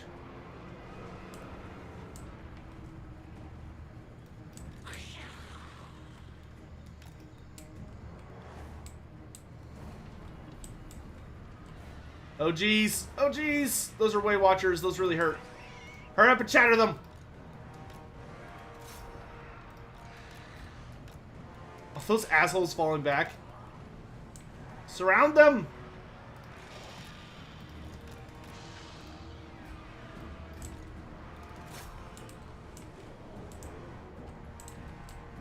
Oh geez.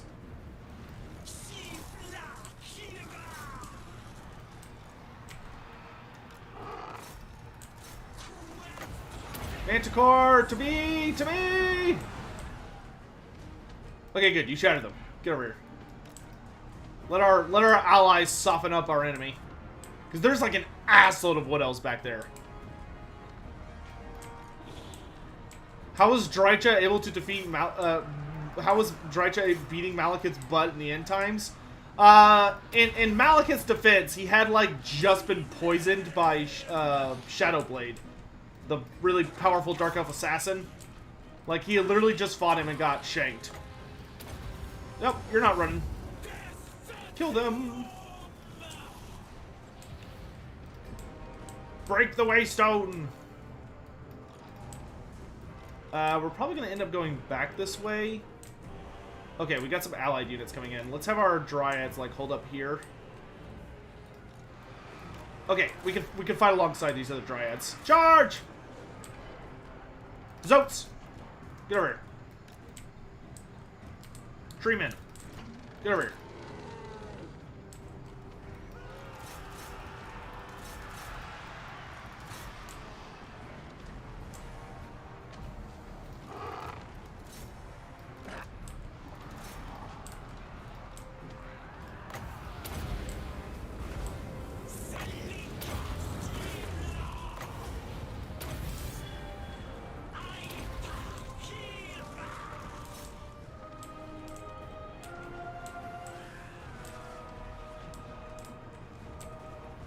Treeman! Into them! Where are my damn Zotes? They're there. Let's see. Regular Zote. Let's get an Earthblood.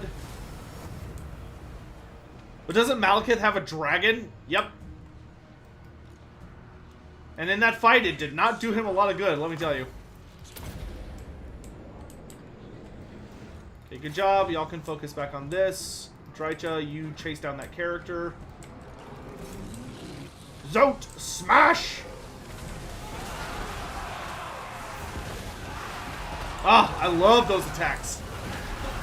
I love when the Zotes use magic instead of their hammers. Like, their hammers are cool, but it's a lot more interesting when they use magic.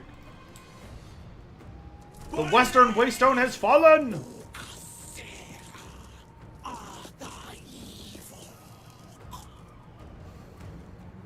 More allies, more allies, more allies. Yes. More purple spirits. We have thirsted upon the purple drink of vengeance. And we shall have our due. Alright, let's reunify our forces.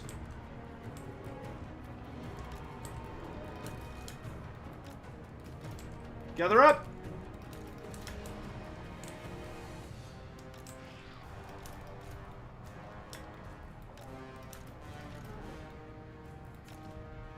Rally to me! To me! Alright, so, oh gosh, you guys are like way out of position. That's fine, you'll be fine. Manticore, actually, go help them. So, the Wood Elves are kind of starting to come out. But there's going to be a lot more of them in a hot minute. Well, one of our allies is almost dead, but he's doing a great job wasting the ammo of all those Way Watchers, and that's what we need in this economy. Nicely done, boys. Push them back. Yes. Good. Now get your butts over here. That's right. Shoot him, not me.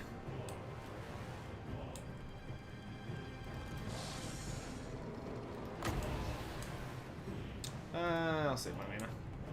Or spell. How do I see the display of where I set my units? Spacebar. Hold down the spacebar and it'll show you where everybody is. Where everybody's going. And you can like click and drag with Alt. You like click and drag Alt.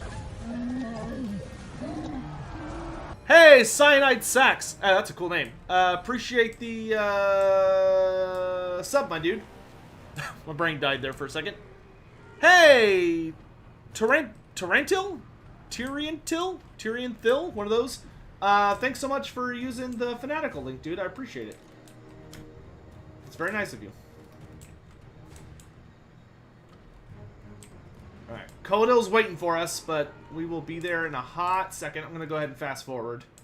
Let my army kind of get reunified here. We're going to go around this side, I think. So let's go ahead and move up to about here. Because I'm getting shot at. I'm hoping they're almost out of ammo. Drycha. I'm going to run Drycha up, because Drycha actually has this ability. The Pageant of Shrikes. And the really cool thing about the Pageant of Shrikes is I can literally destroy an enemy's ammo. Which is an ability I hope they make more common. Being able to destroy ammo, I think is a really cool gimmick. I would like to see more of. See, like, watch these guys. They have ammo? Oh. I guess it's 20% of what they had? It didn't really have a huge effect. Normally it works. That's the first time it's been that lame. I guess it's based on how much ammo they have at the time you cast it. Anyway, charge! Okay, our Manticore is tearing through the Way Watchers up here. Let's just focus the ones that have ammo.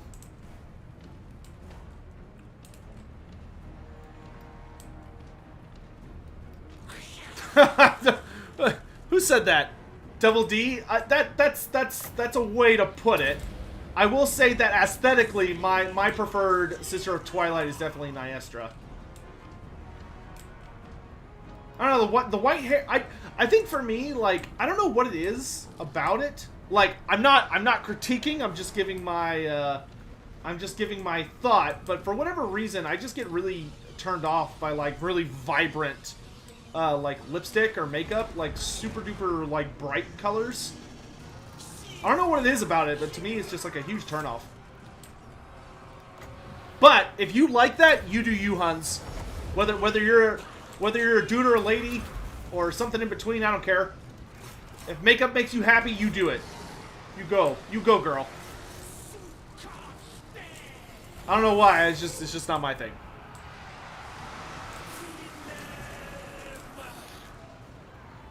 They're led by a Glade Lord.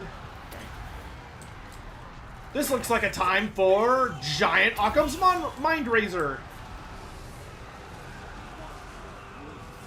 Infinite weapon damage!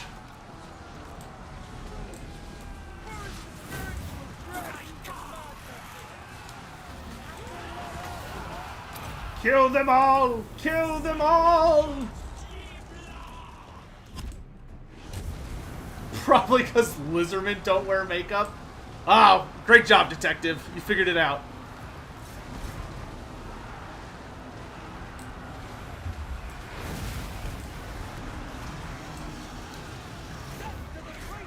Into them! Into them! Enigmas of Gyran. I want you to heal yourselves. Push through! Push through! Do I think the Wood Elves are going to get high elf reinforcements? I can assure you they do not. Where's that shot coming from? Oh, some like really weak Way Watchers over there. I don't know why one of my units took like a different approach, but whatever. Charge! I want you to pursue them.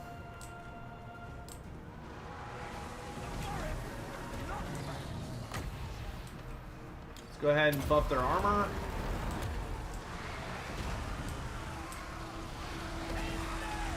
Okay, they've broken. Go, go, go, go.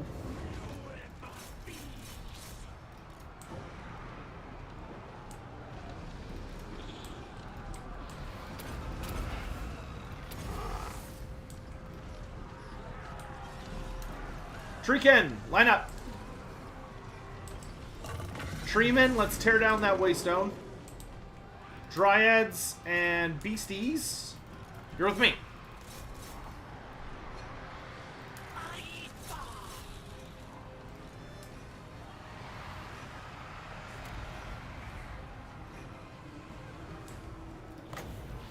Let's throw a debuff on these Wildwood Rangers. Buff me. Lock them all in place so they can't run away. Kill them. Kill them all. Zotes! Destroy the other waystone.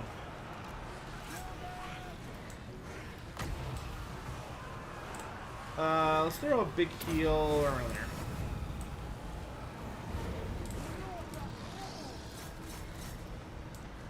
Is there any monster bigger than Krakenrock the Black? Not that I'm aware of. I mean, he's kind of in the same ballpark as, like, Aminar. Without spoilers, do the Sisters of Twilight have a battle where they either fight with or fight against the High Elves? In-game? No. Not like a quest battle.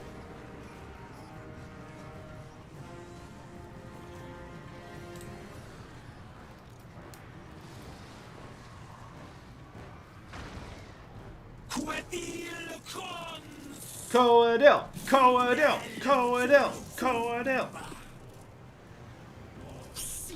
Here he comes!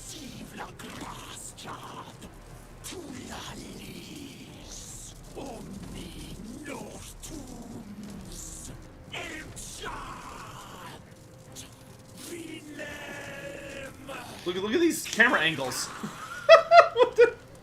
That was like practically an anime intro.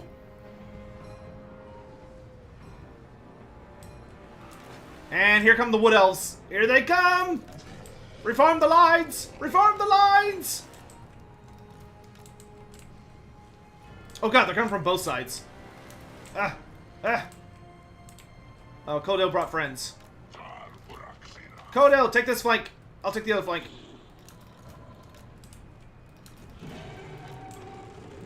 Treekin, Zotes, and Spirits, y'all support Codell. Dryads, you're with me.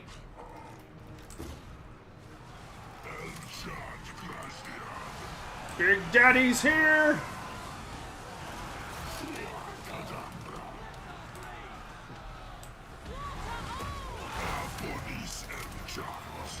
Who's leading this little brigade? A Spellweaver on, what, a unicorn? Here, have some vigor reduction. And who's leading this little army? This army is led by a Glade Cap? Nope, it's led by a Glade Lord. Oh, I see. Don't just stand there, kill them!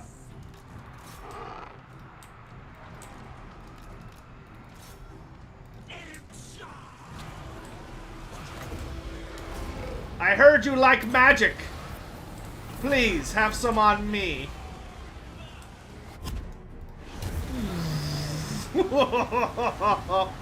There's nowhere for them to go. Get in there.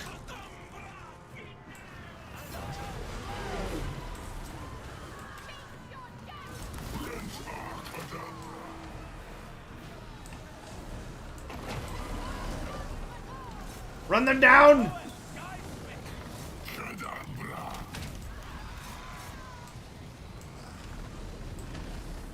I love that they give Coadil the same coloration as Durthu, so you can like easily pick them out on the battlefield. They both have like that orange thing going to them.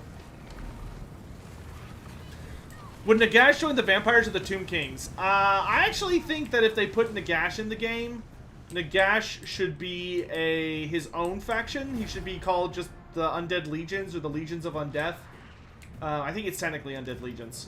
Or Legions of Nagash, one of those. And he should, I would have him start off with like a really basic faction where he has like some unique units to him, like the Morghast, which if you've never seen Morghast, you should look those up. Morghasts. That's one of Nagash's only like truly unique units. I would let him start with Morghasts and maybe just like basic skeletons and stuff, and then he gets like a series of quests where you have to like go acquire all of his items and dominate the other forms of undead. And once you dominate them all, or once you dominate like all the Tomb Kings, then you get access to like the Tomb King roster. Once you dominate all the vampires, you get access to the vampire roster. And once you dominate all the vampire coasts, you get access to all the vampire coast roster. And like maybe you could like have an office system, which is the Mortarch, so you could pick your own Mortarchs, and there's 9 slots, and they're super badass. And it's just about like getting all of Nagash's items to like make him super powerful. What other legendary lords would be in Nagash's faction? The only character that really comes to mind as being in his faction that would only be in his faction would be, in my opinion, would be the Nameless. I think the Nameless should be in his faction. The Morghasts were essentially angels before Nagash destroyed them, yes. The Morghasts, before they were corrupted, were angelic beings that were like essentially demons of the sun god.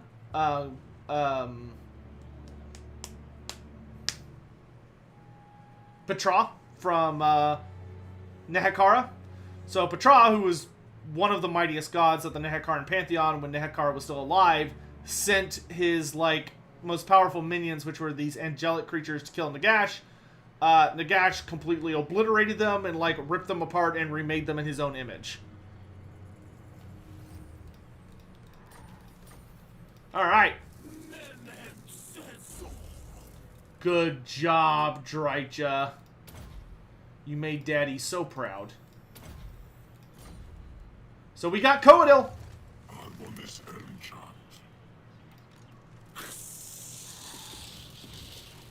And he can't move yet. So I'm going to hide in ambush stance.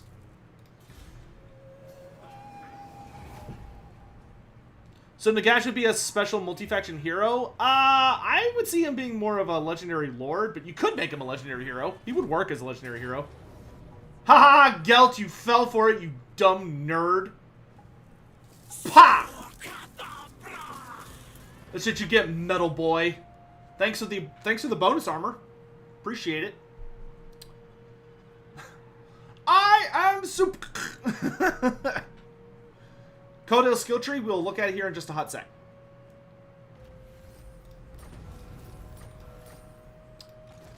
So this is Coadil. Coadil has the trait Rotten Soul, which gives him the Murder of Spites and Muster of Malevolence. Muster of Malevolence is a spirit leech that also reduces vigor by 100%. while Muster of Malevolence makes it so that as long as he's in combat, he causes constant AoE damage. And then here's his skill tree. The big things that he has is that he has the Assassinate skill, which is really, really nice. Assault units, replenish troops, damage walls, spread public order specialist. Then he has a really nice magic tree that builds up to him getting Arcane Conduit. And he has a combination of the lore of Dark and the lore of Beasts, which is very unique. He's the only character ever to have that combo. He's really, really terrifying in close combat because he has 25 anti-large on top of significant AP. He also, on his melee attacks, has the armor sundering, so he's an absolute badass at dueling. Ancient Warding gives a 15% ward save to your entire army in a forest battle. Lore of the Forgotten makes all Winds of Magic cost 1 less in your army. Primeval Hatred gives Coedo perfect vigor. Changing Nature gives makes it so that aspect upgrades, which are the buffs you give to your forest spirits, are 75% cheaper, and gives +1 chaos corruption. Writhing Branches causes attrition to everyone in the same province Durthu's in, which is exactly what Coedil is in. Durthu also can do this, so this is unique to Durthu and Coedil's. They both cause awakened forest attrition just by being in the same area as you. Coedil also looks like he builds up a rather surprising amount of chaos corruption, but he is Coedil. Then he has Howl of the Forest, which is the red tree melee attack buff. He has the Unseelie Court, which the Unseelie Court gives him the Blight of Terror's Spite ability, which basically causes Doom and Darkness. He also gets a minus 30% reduction on all activatable spites abilities in his entire army, which is amazing. And then Exile's Return gives 10 armor to all forest spirits and Annoyance of Netlings for all Dryads rank 7 and above. And Annoyance of Netlings debuffs all enemies within 40 meters of all your Dryads. Holy crap. Drycha does Untainted. Coedil gives you Chaos Corruption because Coedil's a little messed up. But now he's in our army, as it should be. Alright, give me Earthing and another point Occam's Mind Razor.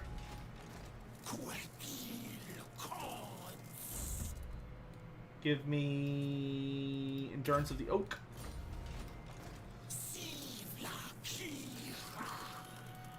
Alright, let's piece the hell out of here. I really want to go take Laralorn.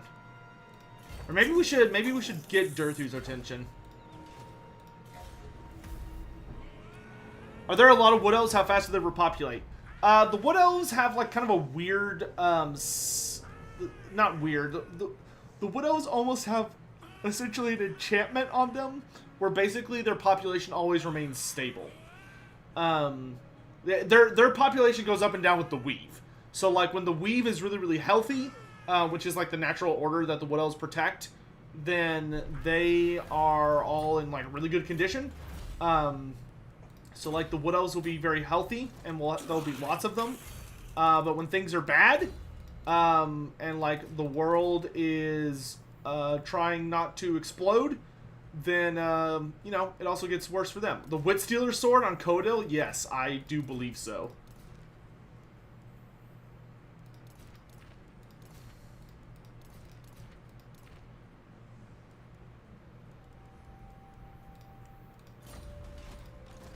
Hello, dwarves. I've come to ruin your lives. Don't worry, I want to kill you individually.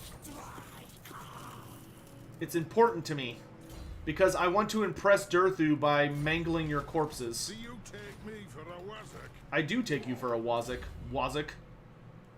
Let's get Exile's Return to make our Dryads, like, super powerful.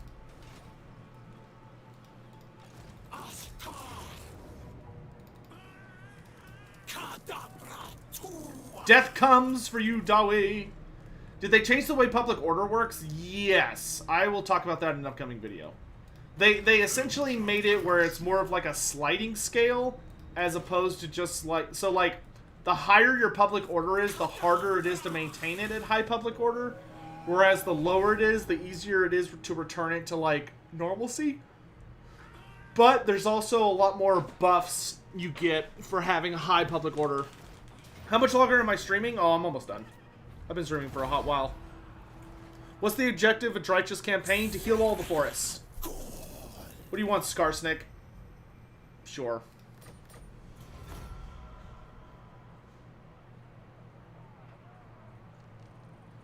Would I say Drycha's campaign is good or more of a one-time gimmick? Oh, I'd say Drycha's campaign is good. It's really fun. I mean, it's the only way to get Codil, and they're both really, really fun to play with. And, like, I see it having, like, a pretty substantial amount of replayability, to be totally frank. I say that a lot. Now that somebody's pointed it out, I'm like self-conscious about it. Let's get Nethu.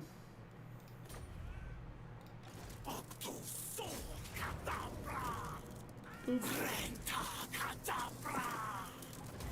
We're gonna sack it. Ooh, Forbidden Rod. That's nice. I could put that on my regenerating lady.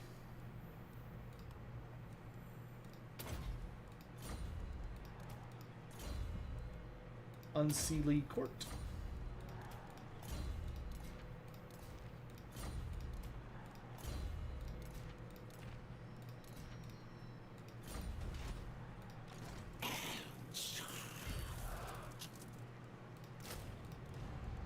I really enjoy that when a unit of Dryads dies, you can just, like, buy a new one. That's super nice.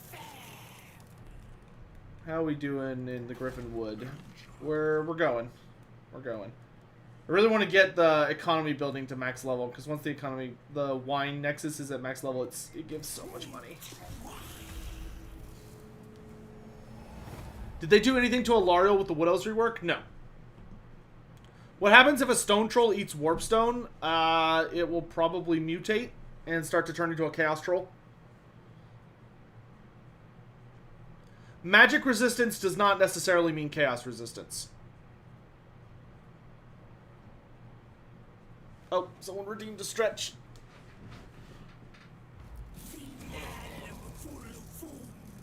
Oh, thank you for that.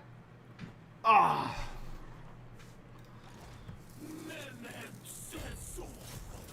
Alright, Durthu. I have slain many Dawi. There we go. Your forays against the dwarves have been met with Durthu's approval. Despite the past assistance you're kind of giving to the unrelentingly stubborn mountain dwellers, they were never going to see the error of their ways in retaining their petty grudges against Ethel Lauren, so had to be taught a lesson.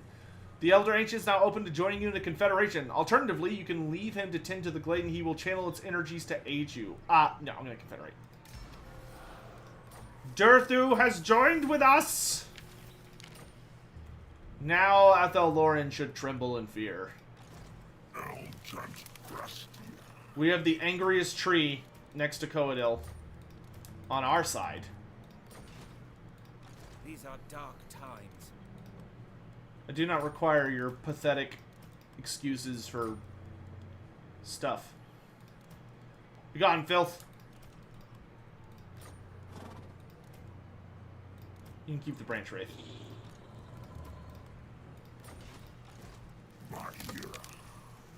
Be gone, elven filth.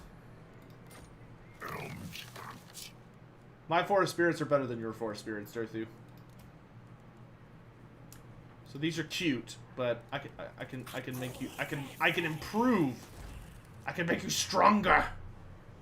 Oh good, he's got Daliandra already built. Get rid of that. Get rid of that. Get rid of that. Blooded life. Blech.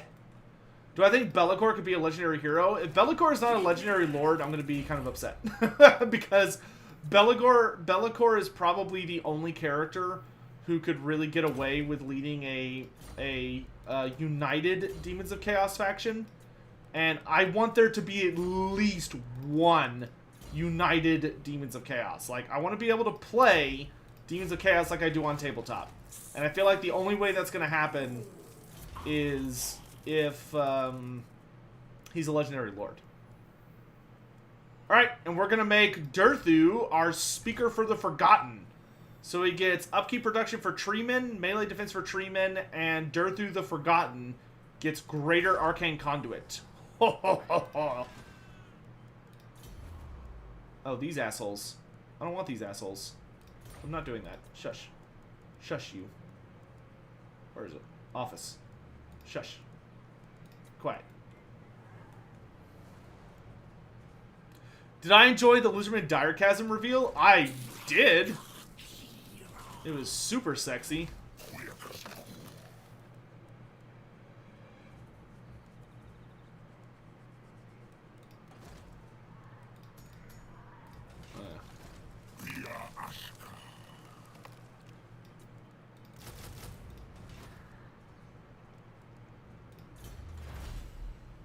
Let's actually go ahead and grab Anathrema real quick, because Anathrema will make Durthu, like, hilarious.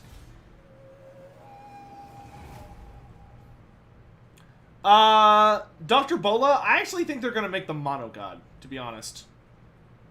Does Thrott's super metabolism mean he ages quicker? You'd think that, but apparently not. Seeing as most Skaven die of old age by the time they're, like, 10, and Thrott is easily in his 40s.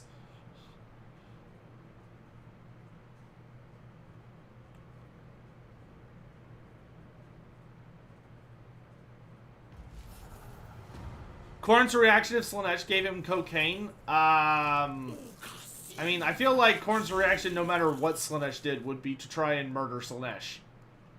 Like, doesn't really matter exactly what led up to it, or like any of that. It would just be straight to murder. just skip right ahead.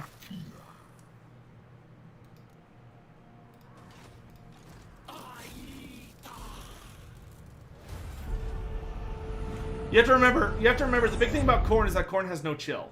Like, Korn is always angry, and he's always, like, trying to rip people's heads off their shoulders. So, it doesn't, like, you can't really give Korn stuff. Korn is always trying to body you, in just the most unpleasant way that he can.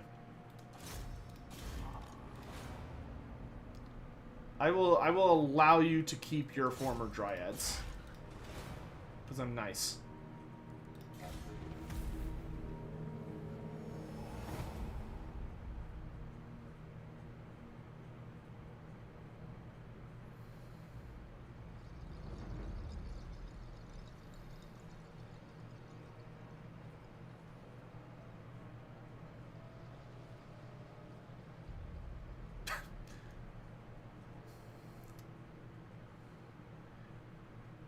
Even more insanity, let's tone that down from like an 8 to like a 4. Let's dial that back just a hair. The Heralds of Ariel are dead. Good. That means I don't have to deal with them. I kind of want to take the Oak of Ages.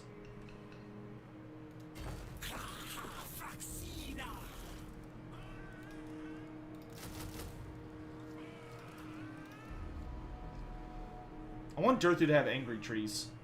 Let's go for, like, aspect of the birch on all of them.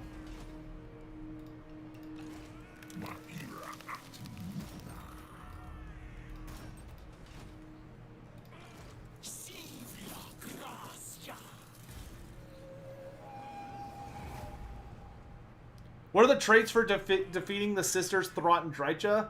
If memory serves, Drycha makes you immune to awakened forest attrition. And, like, maybe one other little thing. I'm trying to remember what the other ones are. I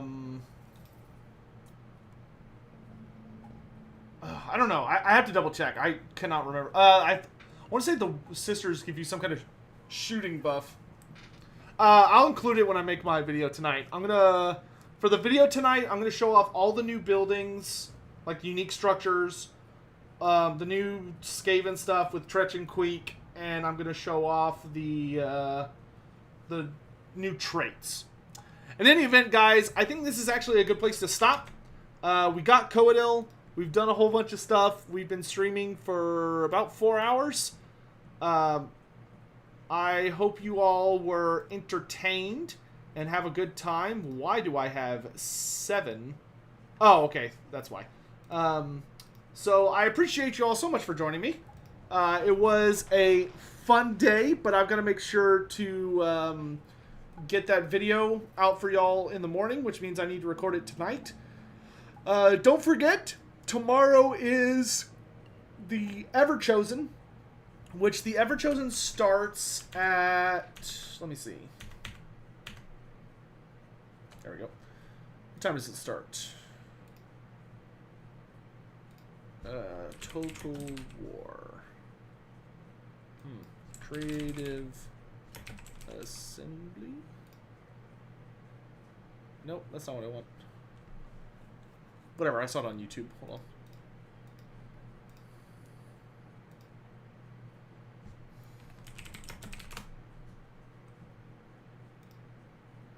Let's see, the Everchosen Invitational starts at 11 a.m. So it starts in about... let's see, 12 would be 8:30, 9:30, 10:30. It starts in about 14 and a half hours. I will be doing a watching party. I probably won't stream it because, you know, you should be watching the actual stream. But I will be hanging out on the Discord.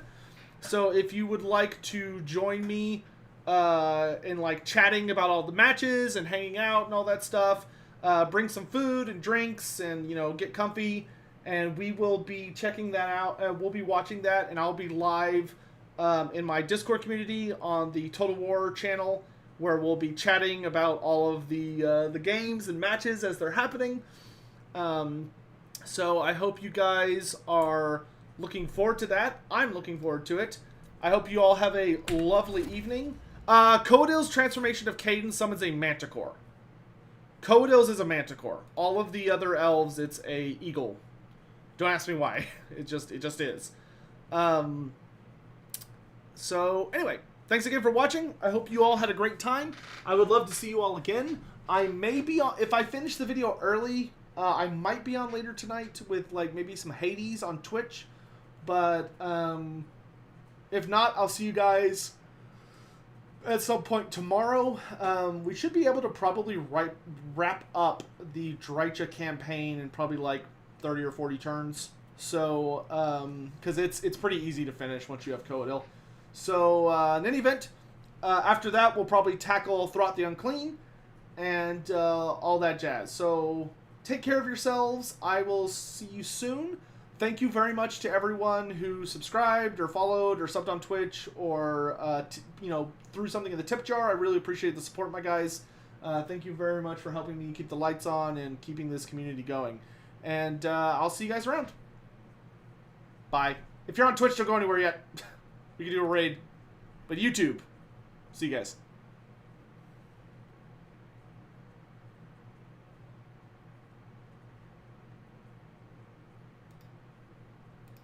Okay. YouTube.